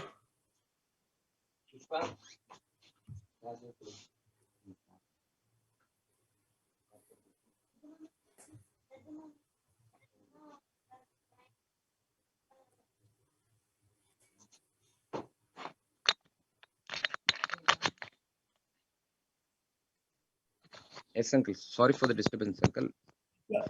Yeah, human government will still continue until the second coming of the Lord. ಯಾಕೆ ಎಂಬುದಾಗಿ ಹೇಳುವಾಗ ಈ ಭೂಮಿಯ ಮೇಲೆ ಸರ್ಕಾರವು ಅದು ಯೇಸು ಕ್ರಿಸ್ತನ ಎರಡನೇ ಬರೋಣದವರೆಗೂ ಅದು ನಡೆಯುತ್ತಾ ಇರುತ್ತೆ. And all human governments does not restrain sin. Some government promote sin. ಯಾಕೆಂದರೆ ಎಲ್ಲ ಸರ್ಕಾರವು ಪಾಪಕ್ಕೆ ವಿರುದ್ಧವಾಗಿ ಕಾರ್ಯವನ್ನ ಮಾಡುವುದಿಲ್ಲ, ಬದಲಾಗಿ ಅನೇಕ ಸರ್ಕಾರಗಳು ಪಾಪಕ್ಕೆ ಪ್ರೇರೇಪಣೆಯನ್ನ ಪ್ರೋತ್ಸಾಹವನ್ನ ಕೊಟ್ಟಿರುವುದನ್ನು ನಾವು ನೋಡುತ್ತೇವೆ. So none of these views are correct. ಆದ್ದರಿಂದ ಈ ಯಾವ ಸಂಗತಿಗಳು ಅದು ಸತ್ಯವಲ್ಲ. So what or who is this restraining one? ಹಾಗಾದರೆ ಅಧರ್ಮ ಸ್ವರೂಪನಿಗೆ ವಿರೋಧವಾಗಿ ಅಡ್ಡಿ ಮಾಡುವಂತ ಈ ಸಂಗತಿ ಅಥವಾ ವ್ಯಕ್ತಿ ಯಾರು? The Holy Spirit is of God is the only person with sufficient supernatural power to do this restraining. ಆದರೆ ದೇವರ ಪವಿತ್ರಾತ್ಮನು ಮಾತ್ರ ಈ ಎಲ್ಲಾ ಕಾರ್ಯಗಳನ್ನ ತನ್ನ ಅದ್ವಿತೀಯ ಶಕ್ತಿಯ ಮೂಲಕ ಮಾಡಿ ಅಧರ್ಮ ಸ್ವರೂಪನನ್ನ ಅಡ್ಡಿ ಮಾಡುವಂತ ವ್ಯಕ್ತಿ ಆಗಿದ್ದಾನೆ. Some people say because in verse 6 a neuter word is used for the restrainer, it cannot be Holy Spirit. Some people think like that. Neuter means not male or female gender. A neuter name is used, so it cannot be Holy Spirit. Some people think. ಅನೇಕ ಜನರು ಈ ರೀತಿ ನೆನೆಸುತ್ತಾರೆ. 2ನೇ ಅಧ್ಯಾಯ 6ನೇ ವಚನದಲ್ಲಿ ಯಾವುದು ಅಡ್ಡಿ ಮಾಡುತ್ತದೋ ಎಂಬುದಾಗಿ ಯಾವ ವ್ಯಕ್ತಿಯನ್ನಾಗಲಿ ಸೂಚಿಸದೆ ವಸ್ತುವನ್ನ ಸೂಚಿಸಿರುವುದರಿಂದ ಅದು ಪವಿತ್ರಾತ್ಮನಲ್ಲ, ಬದಲಾಗಿ ಯಾವುದೋ ವಸ್ತುವಿರಬಹುದು ಎಂಬುದಾಗಿ ನೆನೆಸುತ್ತಾರೆ. In verse 6 we can see ಬರುವುದಕ್ಕೆ ಏನು ಅಡ್ಡಿ ಮಾಡುತ್ತದೋ. that ಏನು ಎಂಬ ಕನ್ನಡ ಪದ, it is a neuter name. ಇಲ್ಲಿ 6ನೇ ಅದು ವಚನದಲ್ಲಿ ಸ್ತ್ರೀಲಿಂಗ ಅಲ್ಲ, it is neuter. ಅಲ್ಲಿ ನಪುಂಸಕಲಿಂಗ ಉಪಯೋಗಿಸಲ್ಪಟ್ಟಿರುವುದರಿಂದ ಯಾವುದೋ ವಸ್ತುವನ್ನ ಕುರಿತು ಹೇಳ್ತಾ ಇದ್ದಾರೆ, ಅದು ಪವಿತ್ರಾತ್ಮನಲ್ಲ ಎಂಬುದಾಗಿ ಅನೇಕರು ನಂಬುತ್ತಾರೆ. But that neuter phrase is used for Holy Spirit in John chapter 14, 15 and 16. ಆದರೆ ಪವಿತ್ರಾತ್ಮನಿಗೆ ಈ ರೀತಿ ಯಾವುದೋ ವಸ್ತುವಿಗೆ ಉಪಯೋಗಿಸಿರುವ ರೀತಿ ನಪುಂಸಕಲಿಂಗವನ್ನು ಬಳಸಿರುವುದನ್ನು ನಾವು ಯೋಹನ್ ಬರೆದ ಸುವಾರ್ತೆ 14-15-16ನೇ ಅಧ್ಯಾಯದಲ್ಲಿ ನಾವು ನೋಡುತ್ತೇವೆ. But when you come to chapter 2 verse 7, it is used in a masculine name. ಆದರೆ 2ನೇ ಅಧ್ಯಾಯ 4ನೇ ವಚನದಲ್ಲಿ 6ನೇ ವಚನದಲ್ಲಿ ನಾವು ನೋಡುವಾಗ ಒಬ್ಬ ವ್ಯಕ್ತಿ ಅಥವಾ ಗಂಡು ವ್ಯಕ್ತಿಗೆ No, verse 6 it is neuter, but verse 7 you look at this, ಇದು ಇರುವುದಕ್ಕೆ ಅಡ್ಡಿ, ಇದುವರೆಗೆ ಅಡ್ಡಿ ಮಾಡುವವನು, there is masculine. ಇಲ್ಲಿ ಒಂದು ಪುಲ್ಲಿಂಗವನ್ನ ಉಪಯೋಗಿಸಿರುವುದನ್ನು ನಾವು ನೋಡುತ್ತೇವೆ. 7ನೇ ವಚನದಲ್ಲಿ ಅಡ್ಡಿ ಮಾಡುವವನು ತೆಗೆದು ಬಿಡಲ್ಪಡುವ ತನಕ ಎಂಬುದಾಗಿ ಯಾವುದೋ ಒಬ್ಬ ವ್ಯಕ್ತಿಯನ್ನ ಕುರಿತು ಹೇಳುವ ರೀತಿ ಪವಿತ್ರಾತ್ಮನನ್ನು ಸಂಬೋಧಿಸಿದೆ ಇಲ್ಲಿ. So the best teaching interpretation is about the Holy Spirit. He is the restraining person or power. ಆದ್ದರಿಂದ ನಾವು ಇಲ್ಲಿ ಸ್ಪಷ್ಟವಾಗಿ ತಿಳಿದುಕೊಳ್ಳಬೇಕಾದಂತ ವಿಷಯ ಯಾವುದೆಂಬುದಾಗಿ ಹೇಳುವಾಗ ಅಧರ್ಮ ಸ್ವರೂಪನಿಗೆ ಅಡ್ಡಿ ಮಾಡುವಂತಹ ವ್ಯಕ್ತಿ ಅಥವಾ ವಸ್ತು ಯಾವುದು ಎಂಬುದಾಗಿ ನೋಡುವಾಗ ಆತನೇ ಪವಿತ್ರಾತ್ಮನಾಗಿದ್ದಾನೆ. How does he do that today? ಹಾಗಾದರೆ ಪವಿತ್ರಾತ್ಮನು ಅಧರ್ಮ ಸ್ವರೂಪನಿಗೆ ಅಡ್ಡಿ ಮಾಡುವಂತಹ ಕಾರ್ಯವನ್ನ ಯಾವ ರೀತಿ ನಡೆಸುತ್ತಾನೆ? Today how is he doing that? ಹೇಗೆ ಪವಿತ್ರಾತ್ಮನು ಆ ಕಾರ್ಯವನ್ನ ಮಾಡುತ್ತಾ ಇದ್ದಾನೆ ಈ ದಿನ? Through the Christians who are indwelt by the Holy Spirit, the society has not completely gone evil because of the presence of the Holy Spirit in the church or in us. ಯಾಕಂದರೆ ವಿಶ್ವಾಸಿಗಳ ಹೃದಯದಲ್ಲಿ ವಾಸಿಸುವಂತಹ ಪವಿತ್ರಾತ್ಮನೇ ಈ ಸಮಾಜ ಅದು ದುಷ್ಟ ಸಮಾಜವಾಗದ ಹಾಗೆ ಅವರನ್ನ ತಡೆಯುತ್ತಾ ಇದೆ. ನಮ್ಮಲ್ಲಿ ಕ್ರೈಸ್ತರಲ್ಲಿ ಮತ್ತು ವಿಶ್ವಾಸಿಗಳಲ್ಲಿ ಇರುವಂತಹ ಪವಿತ್ರಾತ್ಮನೇ ಈ ಕಾರ್ಯವನ್ನು ಮಾಡುತ್ತಾ ಇದ್ದಾನೆ. ಸಂಪೂರ್ಣವಾಗಿ ಈ ಲೋಕ ಕಂಪ್ಲೀಟ್ ಕೆಟ್ಟು ಹೋಗದೆ ಇರ್ಲಿಕ್ಕೆ ಕಾರಣ ಪವಿತ್ರಾತ್ಮನು ನಮ್ಮಲ್ಲಿ ವಾಸ ಮಾಡಿ ಸಭೆ ಈ ಲೋಕದಲ್ಲಿ ಇರುವುದರಿಂದ. That is how we should understand. Okay, ಪವಿತ್ರಾತ್ಮನು ನಮ್ಮಲ್ಲಿ ಇರುವುದರಿಂದ, ಸಭೆಯು ಈ ಭೂಮಿಯಲ್ಲಿ ಇನ್ನೂ ಇರುವುದರಿಂದ, ಸಮಾಜವು ಕೆಟ್ಟು ಹೋಗದ ರೀತಿ, ಸಂಪೂರ್ಣವಾಗಿ ಕೆಟ್ಟು ಹೋಗದ ರೀತಿ ಈ ಭೂಮಿಯಲ್ಲಿ ಕಾರ್ಯ ಮಾಡುತ್ತಾ ಇದ್ದಾನೆ ಪವಿತ್ರಾತ್ಮನು. But one day it says that restrainer will be taken away. ಆದರೆ ಒಂದು ದಿನ ಆ ಅಡ್ಡಿ ಮಾಡುವಂತವನು ತೆಗೆದು ಬಿಡಲ್ಪಡುತ್ತಾನೆ ಎಂಬುದಾಗಿ ನಾವು 7ನೇ ವಚನದಲ್ಲಿ ನೋಡುತ್ತೇವೆ. That is where the doctrine of the rapture come, because the church will be removed from this world before the tribulation. ಈ ಸಂದರ್ಭದಲ್ಲಿಯೇ ಸಭೆಯ ಎತ್ತಲ್ಪಡುವಿಕೆಯ ಸಿದ್ಧಾಂತ ಮಧ್ಯಪ್ರವೇಶಿಸುವಂತದ್ದಾಗಿದೆ. ಯಾಕೆ ಎಂಬುದಾಗಿ ಹೇಳುವಾಗ, ಸಭೆಯು ಎತ್ತಲ್ಪಟ್ಟ ನಂತರ ಈ ಅಧರ್ಮ ಸ್ವರೂಪನು ಆತನು ಬಯಲಿಗೆ ಬರುವಂತವನಾಗಿರುತ್ತಾನೆ. So the Holy Spirit work in the church will be completed and that church will be removed from here. ಪವಿತ್ರಾತ್ಮನ ಕಾರ್ಯವು ಸಭೆಗಳ ಮಧ್ಯದಲ್ಲಿ, ವಿಶ್ವಾಸಿಗಳ ಮಧ್ಯದಲ್ಲಿ ಅದು ಸಂಪೂರ್ಣವಾಗಿ ಪೂರ್ತಿಯಾದ ನಂತರ ಸಭೆಯು ಮತ್ತು ವಿಶ್ವಾಸಿಗಳು ಈ ಭೂಮಿಯಿಂದ ಎತ್ತಲ್ಪಡುತ್ತಾರೆ. Now we know it is speaking about the Holy Spirit, but be careful. We are not saying that after the rapture the Holy Spirit will not be in the world. Don't think like that. ಇಲ್ಲಿ ಪವಿತ್ರಾತ್ಮನು ಎತ್ತಲ್ಪಡುತ್ತಾನೆ ಎಂಬುದಾಗಿ ಹೇಳುತ್ತಾ ಇರುವುದರಿಂದ ನಾವು ಅತ್ಯಂತ ಎಚ್ಚರಿಕೆಯಿಂದ ಈ ವಿಷಯಗಳನ್ನು ಗಮನಿಸಬೇಕು. ಏನೆಂದರೆ, ಸಭೆಯು ಎತ್ತಲ್ಪಟ್ಟ ನಂತರ ಸಂಪೂರ್ಣವಾಗಿ ಪವಿತ್ರಾತ್ಮನು ಭೂಮಿಯ ಮೇಲೆ ಇರುವುದಿಲ್ಲ ಎಂಬುದಾಗಿ ನಾವು ನೆನೆಸಬಾರದು. Why? Because Holy Spirit is God. He is an omnipresent God. ಯಾಕೆಂದರೆ ಪವಿತ್ರಾತ್ಮನು ಆತನು ತಾನೇ ದೇವರಾಗಿದ್ದಾನೆ. ಆದ್ದರಿಂದ ದೇವರು ಸರ್ವವ್ಯಾಪಿಯಾಗಿರುವುದರಿಂದ ಎಲ್ಲಾ ಸ್ಥಳಗಳಲ್ಲಿಯೂ ಇರಲಿಕ್ಕೆ ಆತನಿಗೆ ಶಕ್ತಿ ಉಂಟು. So when we say the work of the Holy Spirit will be removed from here, we are talking about the work of the Holy Spirit in the church will be taken away, but the Holy Spirit's work will continue in the world like it was before the day of Pentecost. ಪವಿತ್ರಾತ್ಮನ ಕೆಲಸವು ಅದು ಭೂಮಿಯ ಮೇಲೆ ಮುಗಿಸಲ್ಪಟ್ಟು ಪವಿತ್ರಾತ್ಮನು ತೆಗೆಯಲ್ಪಡುತ್ತಾನೆ ಎಂಬುದಾಗಿ ನಾವು ಹೇಳುವಾಗ, ಪವಿತ್ರಾತ್ಮನು ಸಂಪೂರ್ಣವಾಗಿ ಭೂಮಿಯಿಂದ ತೆಗೆದು ಬಿಡಲ್ಪಡುತ್ತಾನೆ ಎಂಬುದಾಗಿ ನಾವು ನೆನೆಸಬಾರದು. ಬದಲಾಗಿ ಆತನು ತನ್ನ ಕಾರ್ಯಗಳನ್ನ ಭೂಮಿಯಲ್ಲಿ ಇನ್ನೂ ಕೂಡ ಮಾಡುವಂತವನಾಗಿರುತ್ತಾನೆ. ಆ ಪಂಚಾಶತ್ತಮ ದಿನದಲ್ಲಿ ಯಾವ ರೀತಿ ಕಾರ್ಯಗಳು ನಡೆದವೋ ಆ ರೀತಿ. I think I want to correct that. It is not ಪವಿತ್ರಾತ್ಮನು ಎತ್ತಲ್ಪಡುವುದಲ್ಲ, ಪವಿತ್ರಾತ್ಮನು ಸಭೆಯಲ್ಲಿ ಮಾಡಿ ಸಭೆ ಎತ್ತಲ್ಪಡುವಾಗ a church will be taken, okay, but the Holy Spirit work will continue. So the restraining person is the Holy Spirit. Of his work in the church will be removed. ಪವಿತ್ರಾತ್ಮನ ಆ ಕಾರ್ಯಗಳು ತೆಗೆಯಲ್ಪಡುತ್ತವೆ ಎಂಬುದಾಗಿ ಹೇಳುವಾಗ, uncle, would you please repeat it? I am not getting it. Yeah. There's disturbance over We here. are not telling that the Holy Spirit will be removed from here. The Holy Spirit will not be in the world again. We cannot say because he is the omnipresent God, he will be here. But his work in the church will be completed. The church will be raptured.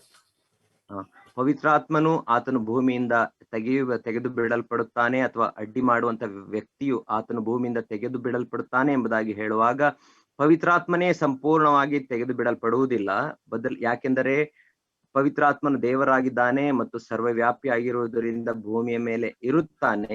ಆದರೆ ಪವಿತ್ರಾತ್ಮನ ಕಾರ್ಯಗಳು ಮುಗಿದಿರುವುದರಿಂದ ಸಭೆಯು ಮತ್ತು ವಿಶ್ವಾಸಿಗಳು ಮಾತ್ರ ಎತ್ತಲ್ಪಟ್ಟಿರುತ್ತಾರೆ.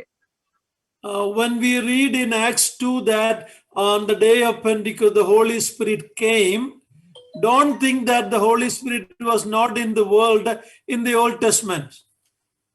ನಾವು ಅಪೊಸ್ತಲ ಕೃತ್ಯ 2ನೇ ಅಧ್ಯಾಯದಲ್ಲಿ ಪಂಚಾಶತ್ತಮ ದಿನದಂದು ಪವಿತ್ರಾತ್ಮನು ಇಳಿದು ಬಂದನು ಎಂಬುದಾಗಿ ನಾವು ನೋಡುವಾಗ, ಅಲ್ಲಿಯವರೆಗೂ ಭೂಮಿಯ ಮೇಲೆ ಪವಿತ್ರಾತ್ಮ ಇರಲಿಲ್ಲ ಎಂಬುದಾಗಿ ಅಲ್ಲ, ಬದಲಾಗಿ ಹಳೆಯ ಒಡಂಬಡಿಕೆಯ ಕಾಲದಲ್ಲಿಯೂ ಕೂಡ ಪವಿತ್ರಾತ್ಮನು ಭೂಮಿಯ ಮೇಲೆ ಇದ್ದನು. But the work to form the church, the start the church happened on the day of Pentecost. ಆದರೆ ಸಭೆಯ ಸ್ಥಾಪನೆ ಮತ್ತು ಸಭೆಯ ಕಾರ್ಯಗಳ ಪ್ರಾರಂಭ ಅದು 50ಮ ದಿನದಿಂದ ಅದು ಪವಿತ್ರಾತ್ಮನ ಮೂಲಕ ಪ್ರಾರಂಭವಾಯಿತು. Holy Spirit was there working in the Old Testament. ಪವಿತ್ರಾತ್ಮನು ಹಳೆ ಒಡಂಬಡಿಕೆಯಲ್ಲಿಯೂ ಕೂಡ ಕಾರ್ಯ ಮಾಡುತ್ತಾ ಇದ್ದನು. Today we are living in the age of the Holy Spirit, where he is forming the church, a bride for Jesus Christ.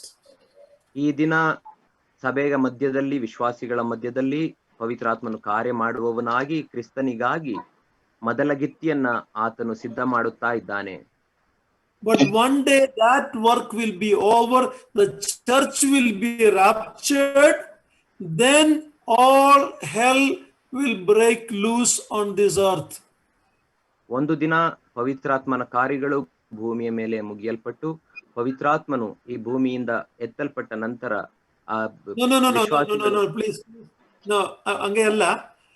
The work of Holy Spirit in forming the church will be done, and the church will be raptured. Okay, in that sense we should understand that.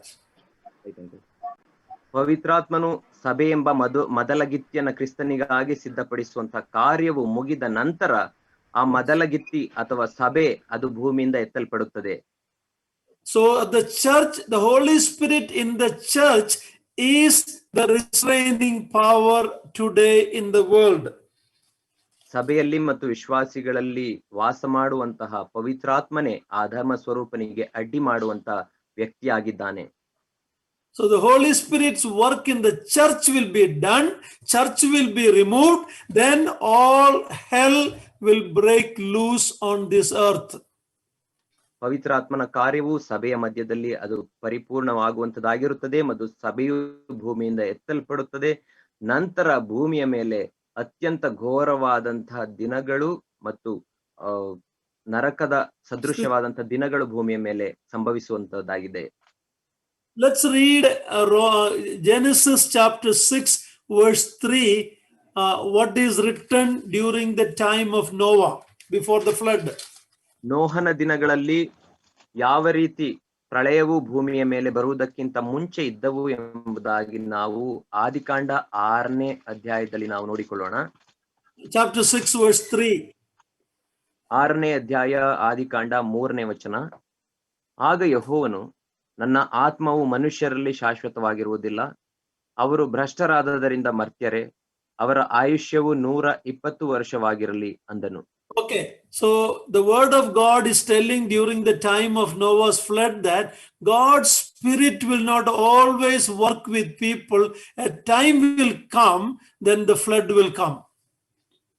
ಇಲ್ಲಿ ನಾವು 3ನೇ ವಚನದಲ್ಲಿ ನಾವು ನೋಡುವ ಹಾಗೆ ಭೂಮಿಯ ಮೇಲೆ ನನ್ನ ಆತ್ಮವು ಮನುಷ್ಯರಲ್ಲಿ ಶಾಶ್ವತವಾಗಿರುವುದಿಲ್ಲ, ಒಂದು ದಿನವು ಬರುತ್ತದೆ, ಆ ದಿನದಲ್ಲಿ ಭೂಮಿಯ ಮೇಲೆ ಪ್ರವಾಹವು ಬರುತ್ತದೆ ಮತ್ತು ಪವಿತ್ರಾತ್ಮನು ದೇವರ ಆತ್ಮನು I will explain it. ಪವಿತ್ರಾತ್ಮನು ಮಾಡುವ ಕೆಲಸ ಯಾವಾಗಲೂ ನಡೆಯುವುದಿಲ್ಲ.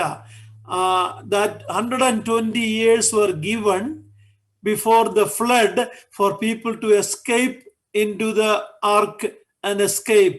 God has given a time frame of 120 years at that time. ಪ್ರವಾಹವು ಭೂಮಿಯ ಮೇಲೆ ಪ್ರಳಯವು ಬರುವುದಕ್ಕಿಂತ ಮುಂಚೆ 120 ವರ್ಷಗಳ ಕಾಲ ಪವಿತ್ರಾತ್ಮನು ಕಾರ್ಯ ಮಾಡುವವನಾಗಿ ಅನೇಕರಿಗೆ ರಕ್ಷಣೆ ಹೊಂದಲಿಕ್ಕೆ ಮಾರ್ಗವನ್ನ ಸಿದ್ಧ ಮಾಡಿದನು. ಅದಾದ ನಂತರ ಪವಿತ್ರಾತ್ಮನು ಅಥವಾ ನನ್ನ ಆತ್ಮವು ಮನುಷ್ಯರಲ್ಲಿ ಶಾಶ್ವತವಾಗಿರುವುದಿಲ್ಲ ಎಂಬುದಾಗಿ ದೇವರು ಹೇಳುತ್ತಾರೆ. ಶಾಶ್ವತವಾಗಿ ಇರುವುದಿಲ್ಲ means my spirit will not always work in the same way. Judgment will come. ಶಾಶ್ವತವಾಗಿ ನನ್ನ ಆತ್ಮವು ಇರುವುದಿಲ್ಲ ಎಂಬುದಾಗಿ ಹೇಳುವಾಗ ನನ್ನ ಆತ್ಮವು ಮನುಷ್ಯರ ಮಧ್ಯದಲ್ಲಿ ಈ ರೀತಿ ಈಗ ರಕ್ಷಣೆಯ ಕಾರ್ಯಗಳು ಯಾವ ರೀತಿ ನಡೆಯುತ್ತದೋ ಆ ರೀತಿ ಇರುವುದಿಲ್ಲ, ಒಂದು ದಿನ ನ್ಯಾಯ ತೀರ್ಪು ಬರುತ್ತದೆ ಎಂಬುದಾಗಿ ಅದರ ಅರ್ಥ. Now we are living in the church age. Almost 2000 years the Holy Spirit is working to save people, bring them to the church. But one day that dispensation will end. ಆ ಯುಗ, ಸಭಾ ಯುಗ ಒಂದು ದಿನ ಮುಗಿಯಲಿಕ್ಕಿದೆ. ನಾವು ಈಗ ಸಭೆಯ ಕಾಲದಲ್ಲಿ ಇದ್ದೇವೆ. ಸುಮಾರು 2000 ವರ್ಷಗಳಿಂದ ನಮ್ಮ ಮಧ್ಯದಲ್ಲಿ ವಿಶ್ವಾಸಿಗಳ ಮಧ್ಯದಲ್ಲಿ ಸಭೆ ಮಧ್ಯದಲ್ಲಿ ಪವಿತ್ರಾತ್ಮನು ಕಾರ್ಯ ಮಾಡುತ್ತಾ ಇದ್ದಾನೆ. ಒಂದು ದಿನ ಬರುತ್ತದೆ, ಸಭಾ ಯುಗ ಅಂತ್ಯವಾದ ನಂತರ ಆ ಕಾರ್ಯಗಳೆಲ್ಲ ಮುಗಿಯುವಂತವುಗಳಾಗಿವೆ. So Paul is telling the Thessalonian believers that the restrainer is the Holy Spirit's work in the church. ಆದ್ದರಿಂದ ಪೌಲನು ಥೆಸಲೋನಿಕ ಸಭೆಯವರಿಗೆ ಬರೆಯುತ್ತಾ ಇದ್ದಾನೆ, ಅಧರ್ಮ ಸ್ವರೂಪನಿಗೆ ಅಡ್ಡಿ ಮಾಡುವಂತ ವ್ಯಕ್ತಿ ಯಾರು ಎಂದರೆ ಆತನೇ ಪವಿತ್ರಾತ್ಮನು ಎಂಬುದಾಗಿ. Holy Spirit's work in the church. ಪವಿತ್ರಾತ್ಮನ ಕಾರ್ಯ ಸಭೆಯ ಮಧ್ಯದಲ್ಲಿ ನಡೆಯುವಂತದ್ದು ಅದೇ ಅಧರ್ಮ ಸ್ವರೂಪನಿಗೆ ಅಡ್ಡಿ ಮಾಡುವಂತದ್ದಾಗಿದೆ. So these three things has to happen before the day of the Lord appears. ಕರ್ತನ ದಿನದ ಬರೋಣಕ್ಕಿಂತ ಮುಂಚೆ ಈ ಮೂರು ಕಾರ್ಯಗಳು ಸಂಭವಿಸಬೇಕು. First, an apostasy all over the world. ಮೊದಲನೇದಾಗಿ ಪ್ರಪಂಚದಾದ್ಯಂತ ಮತಭ್ರಷ್ಟತೆ ಉಂಟಾಗಬೇಕು. Secondly, the man of sin will be revealed immediately. ಆ ಅಧರ್ಮ ಸ್ವರೂಪನು ಅಥವಾ ನಾಶಕ್ಕೆ ಗುರಿಯಾದಂತ ಆ ಮನುಷ್ಯನು ತನ್ನನ್ನು ತಾನು ಬಯಲಿಗೆ ಬರಬೇಕು. And the restraining power of Holy Spirit in the church will be removed from here. ಮತ್ತು ಅಧರ್ಮ ಸ್ವರೂಪನ ಕಾರ್ಯಗಳಿಗೆ ಅಡ್ಡಿ ಮಾಡುವಂತಹ ಪವಿತ್ರಾತ್ಮನ ಕಾರ್ಯಗಳು ಈ ಭೂಮಿಯಿಂದ ತೆಗೆದು ಬಿಡಲ್ಪಡಬೇಕು. ಕಾರ್ಯಗಳು in the church. Please understand that. ಸಭೆಯ ಮಧ್ಯದಲ್ಲಿ ಪವಿತ್ರಾತ್ಮನ ಕಾರ್ಯಗಳು ತೆಗೆಯಲ್ಪಡಬೇಕು. This is a strong argument for the pre-tribulation rapture. I hope you understand what that means. The tribulation will not happen until the rapture happens. ಇವೆಲ್ಲ ಸಂಕಟ ಕಾಲದ ಪ್ರಾರಂಭಕ್ಕಿಂತ ಮುಂಚೆ ಸಭೆಯು ಎತ್ತಲ್ಪಡುವಾಗ ಆಗುವಂತಹ ಸಂಗತಿಗಳಾಗಿವೆ. ಎತ್ತಲ್ಪಟ್ಟ ನಂತರ ಆಗುವಂತಹ ಸಂಗತಿಗಳಾಗಿವೆ. There are different views even among believers, even among some brethren people, that the church will go through tribulation. ವಿಶ್ವಾಸಿಗಳ ಮಧ್ಯದಲ್ಲಿ ಮತ್ತು ಸಹೋದರ ಸಭೆಗಳ ಮಧ್ಯದಲ್ಲಿಯೂ ಕೂಡ ಅನೇಕರು ಈ ರೀತಿ ಅಭಿಪ್ರಾಯವನ್ನು ಪಡುತ್ತಾರೆ. ಏನೆಂದರೆ ಕೆಲವರು ಈ ರೀತಿ ಅಭಿಪ್ರಾಯವನ್ನು ಪಡುತ್ತಾರೆ. ಏನೆಂದರೆ ಸಭೆಯು ಕೂಡ ಅದು ಸಂಕಟ ದಿನಗಳನ್ನ ಹಾದು ಹೋಗಬೇಕು ಎಂಬುದಾಗಿ. But this passage is very clear. The day of the Lord cannot start until the church is raptured from here. ಆದರೆ ಈ ವಾಕ್ಯ ಭಾಗದಲ್ಲಿ ನಾವು ನೋಡುವಾಗ ಅದು ಸ್ಪಷ್ಟವಾಗುತ್ತದೆ. ಏನೆಂದರೆ ಸಭೆಯು ಭೂಮಿಯಿಂದ ಎತ್ತಲ್ಪಟ್ಟ ನಂತರ ಆ ಸಂಕಟ ಕಾಲಗಳು ಅದು ಶುರುವಾಗುವಂತವುಗಳಾಗಿವೆ. ಸಭೆ ಇಲ್ಲಿ ಇರುವ ತನಕ ಸಂಕಟ ಕಾಲ ಬರಲಿಕ್ಕೆ ಸಭೆಗೆ ಯಾವಾಗಲೂ ಸಂಕಟ ಕಷ್ಟಗಳುಂಟು. ಬಟ್ ಈ ಸಂಕಟ ಕಾಲ ಭೂಮಿ ಮೇಲೆ ಎಲ್ಲ ಬರ್ಲಿಕ್ಕಿರುವ ಆ ಒಂದು ವಿಶೇಷ ಸಂಕಟ ಕಾಲ ಸಭೆ ಇರುವ ತನಕ ಆಗಲಿಕ್ಕೆ ಸಾಧ್ಯ ಇಲ್ಲ. I hope it's clear. Yes. Okay, so church will not go through the rapture, through the tribulation. ಆದ್ದರಿಂದ ಸಭೆಯು ಅದು ಸಂಕಟ ಕಾಲಕ್ಕೆ ಪ್ರವೇಶಿಸುವುದಿಲ್ಲ. It goes along with the teaching of Philippians 3:19 and 20. ನಾವು ಪರಲೋಕ ಸಂಸ್ಥಾನದವರು, ಅಲ್ಲಿಂದ ಕರ್ತನಾದ ಯೇಸು ಕ್ರಿಸ್ತನು ರಕ್ಷಕನಾಗಿ ಬರುವುದನ್ನು ನಾವು ಎದುರು ನೋಡುವವರು. If church goes through the tribulation, then we are not looking for Christ first. Antichrist has to come first. But Philippians 3:20 is telling we are looking for the Lord Jesus Christ, not for the Antichrist. Philippi 3:17-18 ವಚನಗಳಲ್ಲಿ ನಾವು ನೋಡುವ ಹಾಗೆ ನಾವು ಪರಲೋಕ ಸಂಸ್ಥಾನದವರು, ಈ ಲೋಕದವರಲ್ಲ ಎಂಬುದಾಗಿ. ಅಲ್ಲಿಂದ ಕರ್ತನ, please read that brother. Philippians 3:19 and 20. 20 I think. ಕನ್ನಡದಲ್ಲಿ 19 and 20 ಎಂದು ನೋಡ್ರಿ. Philippians 3:20. ನಾವಾದರೂ ಪರಲೋಕ ವಚನ.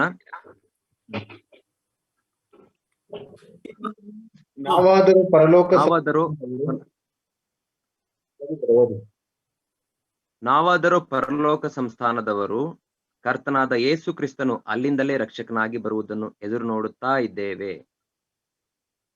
Okay, so what are we, the church believers, looking forward to? ಹಾಗಾದರೆ ನಾವು ಸಭಾ ಯುಗದ ಸಭಾಕಾಲದ ವಿಶ್ವಾಸಿಗಳು ಏನನ್ನ ಎದುರು ನೋಡುತ್ತಾ ಇದ್ದೇವೆ?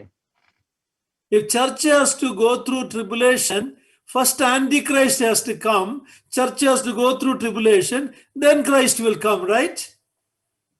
ಸಭೆಯು ಒಂದು ವೇಳೆ ಸಂಕಟ ಕಾಲದಲ್ಲಿ ಹಾದು ಹೋಗಬೇಕಾದರೆ ಕ್ರಿಸ್ತ ವಿರೋಧಿಯು ಆತನು ಬಯಲಿಗೆ ಬರಬೇಕು. ನಂತರ ಸಭೆ ಕಷ್ಟಗಳನ್ನ ಮಹಾ ಸಂಕಟ ಕಾಲಗಳನ್ನ ದಾಟಿ ಹೋಗಿ ನಂತರ ಕ್ರಿಸ್ತನ ಬರೋಣ ಆಗಬೇಕು ಅಲ್ಲವೇ? But here very clearly Paul is telling in Philippians 3:20, we are not earth dwellers, we are citizens of heaven, we are waiting for the Lord Jesus to come first and complete our salvation, and then only the Antichrist will be revealed.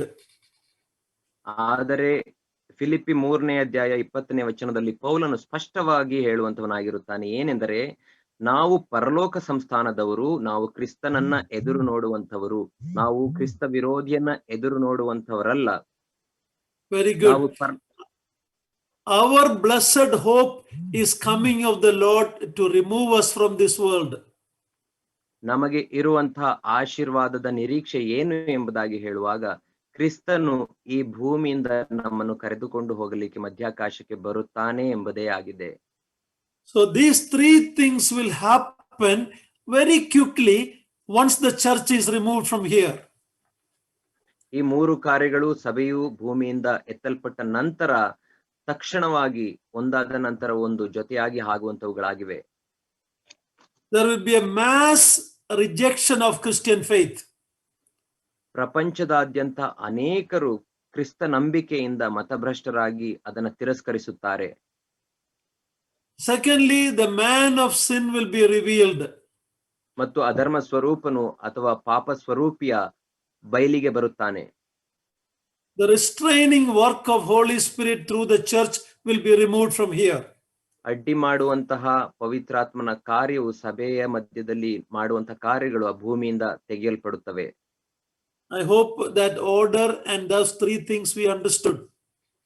ನಾವು ಈಗ ನೋಡಿದಂತಹ ಈ ಒಂದು order ಅಥವಾ ಹಂತಗಳು ಒಂದಾದ ನಂತರ ಒಂದರ ಅದು ಸ್ಪಷ್ಟವಾಗಿ ಅರ್ಥವಾಗಿದೆ ಎಂಬುದಾಗಿ ನಾನು ನೆನೆಸುತ್ತೇನೆ.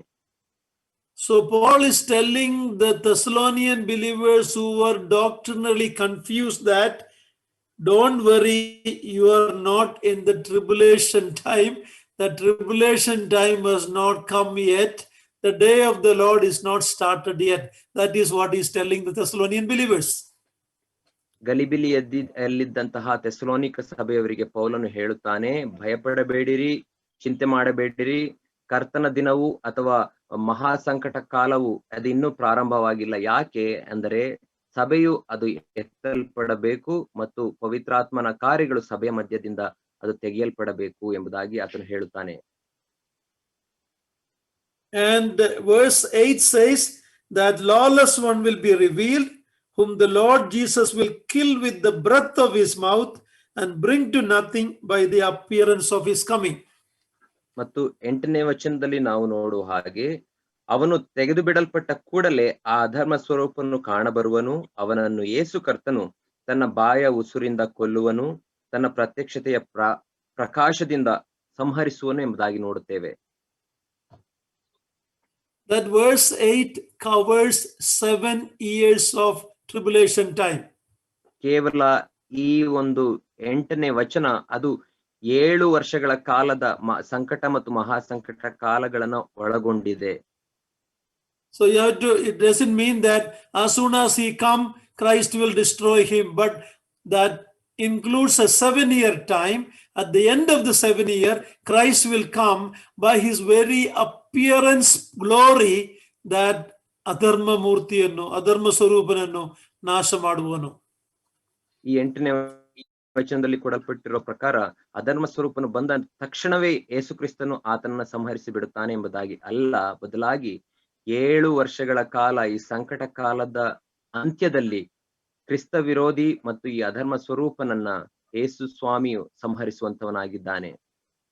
The study may be a little difficult, but please bear with me, because this topic here is so clearly mentioned in no other passage of the Bible. ಈ ಒಂದು ಅಧ್ಯಯನ ಸ್ವಲ್ಪ ಕಷ್ಟಕರವಾಗಿರಬಹುದು, ಆದರೆ ದಯಮಾಡಿ ನನ್ನೊಟ್ಟಿಗೆ ನೀವು ಸಹನೆಯಿಂದಿರಬೇಕು. ಯಾಕಂದರೆ ಇಲ್ಲಿ ಕೊಟ್ಟಿರುವಂತಹ ಸತ್ಯಾಂಶಗಳು ಸತ್ಯವೇದದ ಬೇರೆ ಯಾವ ಪುಸ್ತಕಗಳಲ್ಲಿ ಆಗಲಿ ಭಾಗಗಳಲ್ಲಿ ಆಗಲಿ ಕೊಡಲ್ಪಟ್ಟಿಲ್ಲ. ಇಷ್ಟು ಕ್ಲಿಯರ್ ಆಗಿ ಇಲ್ಲ. Okay, so what is going to happen before the rapture is clearly mentioned only in this passage. ಸಭೆ ಎತ್ತಲ್ಪಡುವಿಕೆಗಿಂತ ಮುಂಚೆ ಯಾವ ಸಂಗತಿಗಳು ಸಂಭವಿಸಬೇಕು ಎಂಬುದಾಗಿ ಈ ಒಂದು ವಾಕ್ಯ ಭಾಗದಲ್ಲಿ ಸ್ಪಷ್ಟವಾಗಿ ಕೊಡಲ್ಪಟ್ಟಿದೆ. The Lord willing, we will look at more details next week. ದೇವರ ಚಿತ್ತವಿರುವುದಾದರೆ ಮುಂದಿನ ವಾರದಲ್ಲಿ ಇದರ ಕುರಿತಾಗಿ ಇನ್ನೂ ಸ್ಪಷ್ಟವಾಗಿ ವಿವರವಾಗಿ ನಾವು ಮುಂದಿನ ವಾರದಲ್ಲಿ ಕಲಿಯೋಣ. Dear brothers and sisters, do you know why this world is not completely gone, completely to evil? You know why it is not happened yet? Even though there is a lot of bad things happening, why this is not completely gone in the evil way? Because you and I are here. The church, the light, the salt is still here. That is why the world is not going to completely chaos. But once the church is removed, untold misery is going to happen on this world. ಪ್ರಿಯ ಸಹೋದರ ಸಹೋದರಿಯರೇ, ನಿಮಗೆ ಗೊತ್ತಾ ಯಾಕೆ ಇನ್ನೂ ಈ ಪ್ರಪಂಚದಲ್ಲಿ ದುಷ್ಟತನ ಪರಿಪೂರ್ಣವಾಗಿ ನಡೆಯುತ್ತಾ ಇಲ್ಲ ಎಂಬುದಾಗಿ? ಯಾಕೆಂದರೆ ನಾನು, ನೀವು ಮತ್ತು ಸಭೆ ನಾವು ಈ ಭೂಮಿಯಲ್ಲಿ ಇರುವುದರಿಂದ ಈ ಪ್ರಪಂಚ ಅದು ಸಂಪೂರ್ಣವಾಗಿ ದುಷ್ಟತನಕ್ಕೆ ಒಳಗಾಗಿಲ್ಲ. ಆ ದುಷ್ಟತನವು ಯಾವಾಗ ಪ್ರಪಂಚದಲ್ಲಿ ಬರುತ್ತದೆ ಎಂಬುದಾಗಿ ಹೇಳುವಾಗ ನಾನು ನೀವೆಲ್ಲರೂ ಸಭೆ ಒಟ್ಟಿಗೆ ಈ ಭೂಮಿಯಿಂದ ಎತ್ತಲ್ಪಟ್ಟ ನಂತರ ಪ್ರಪಂಚವು ಸಂಪೂರ್ಣವಾಗಿ ದುಷ್ಟತನಕ್ಕೆ ಒಳಗಾಗುವಂತದ್ದಾಗಿದೆ. Jesus said, you are the salt of the earth and the light of the world. ಯೇಸು ಸ್ವಾಮಿ ಹೇಳಿದರು, ನೀವು ಈ ಭೂಮಿಗೆ ಉಪ್ಪಾಗಿದ್ದೀರಿ ಮತ್ತು ನೀವು ಬೆಳಕಾಗಿದ್ದೀರಿ ಎಂಬುದಾಗಿ. Once the light and salt is removed, what will be the condition? ಈ ಭೂಮಿಯ ಮೇಲಿಂದ ಈ ಉಪ್ಪು ಮತ್ತು ಬೆಳಕು ತೆಗೆದು ಬಿಡಲ್ಪಟ್ಟ ನಂತರ ಎಂಥ ಪರಿಸ್ಥಿತಿ ಭೂಮಿಯ ಮೇಲಿರುತ್ತದೆ ಎಂಬುದಾಗಿ ಆಲೋಚಿಸೋಣ. In Matthew 24 and 25, Jesus said that tribulation time will be like a time never before, never after in human history. ಮತ್ತಾಯನು ಬರೆದ ಸುವಾರ್ತೆ 24 ಮತ್ತು 25ನೇ ಅಧ್ಯಾಯದಲ್ಲಿ ಯೇಸು ಸ್ವಾಮಿ ಹೇಳುತ್ತಾನೆ, ಆ ಸಂಕಟ ದಿನಗಳು ಇತಿಹಾಸದಲ್ಲಿ ಭೂಮಿಯಲ್ಲಿ ಇಂದು ಮುಂದೆ ಸಂಭವಿಸಿರಲಿಲ್ಲ, ಹಿಂದೆ ಎಂದಿಯೂ ಸಂಭವಿಸಿರಲಿಲ್ಲ. ಅಂತಹ ಕಷ್ಟದ ದಿನಗಳು ಬರುತ್ತವೆ ಎಂಬುದಾಗಿ ಆತನು ಹೇಳುತ್ತಾನೆ. I'm going to close it by giving an invitation to anyone who has never accepted the Lord. If you are not saved, once the church is taken, don't think that you can believe afterwards. We will look at next week why, if you reject today, you will not be able to believe after the rapture. That is why today is the day of salvation. Don't reject God's grace, the gospel. ನಿಮ್ಮಲ್ಲಿ ಯಾರಾದರೂ ಇನ್ನೂ ಯೇಸು ಕ್ರಿಸ್ತನನ್ನ ಸ್ವಂತ ರಕ್ಷಕನನ್ನಾಗಿ ಅಂಗೀಕರಿಸಿಕೊಳ್ಳದೆ ಇದ್ದರೆ ನಿಮಗೆ ಈ ದಿನ ಆಹ್ವಾನಿಸುವಂತವನಾಗಿರುತ್ತೇನೆ ಯೇಸು ಸ್ವಾಮಿಯನ್ನು ಅಂಗೀಕರಿಸಲು. ಯಾಕಂದರೆ ಸಭೆಯು ಎತ್ತಲ್ಪಟ್ಟ ನಂತರ ನಾನು ಯೇಸು ಸ್ವಾಮಿಯನ್ನ ಅಂಗೀಕರಿಸಿಕೊಳ್ಳುತ್ತೇನೆ ಎಂಬುದಾಗಿ ನೀವು ಹೇಳುವುದಾದರೆ ಅದು ತುಂಬಾ ಕಷ್ಟಕರವಾದಂತ ಸಂದರ್ಭ. ಆದ್ದರಿಂದ ಈ ದಿನವೇ ನೀವು ಯೇಸು ಸ್ವಾಮಿಯನ್ನ ಅಂಗೀಕರಿಸಿಕೊಳ್ಳಿರಿ. May God help us. Thank you very much for patiently hearing. I have taken some minutes extra. Please forgive me.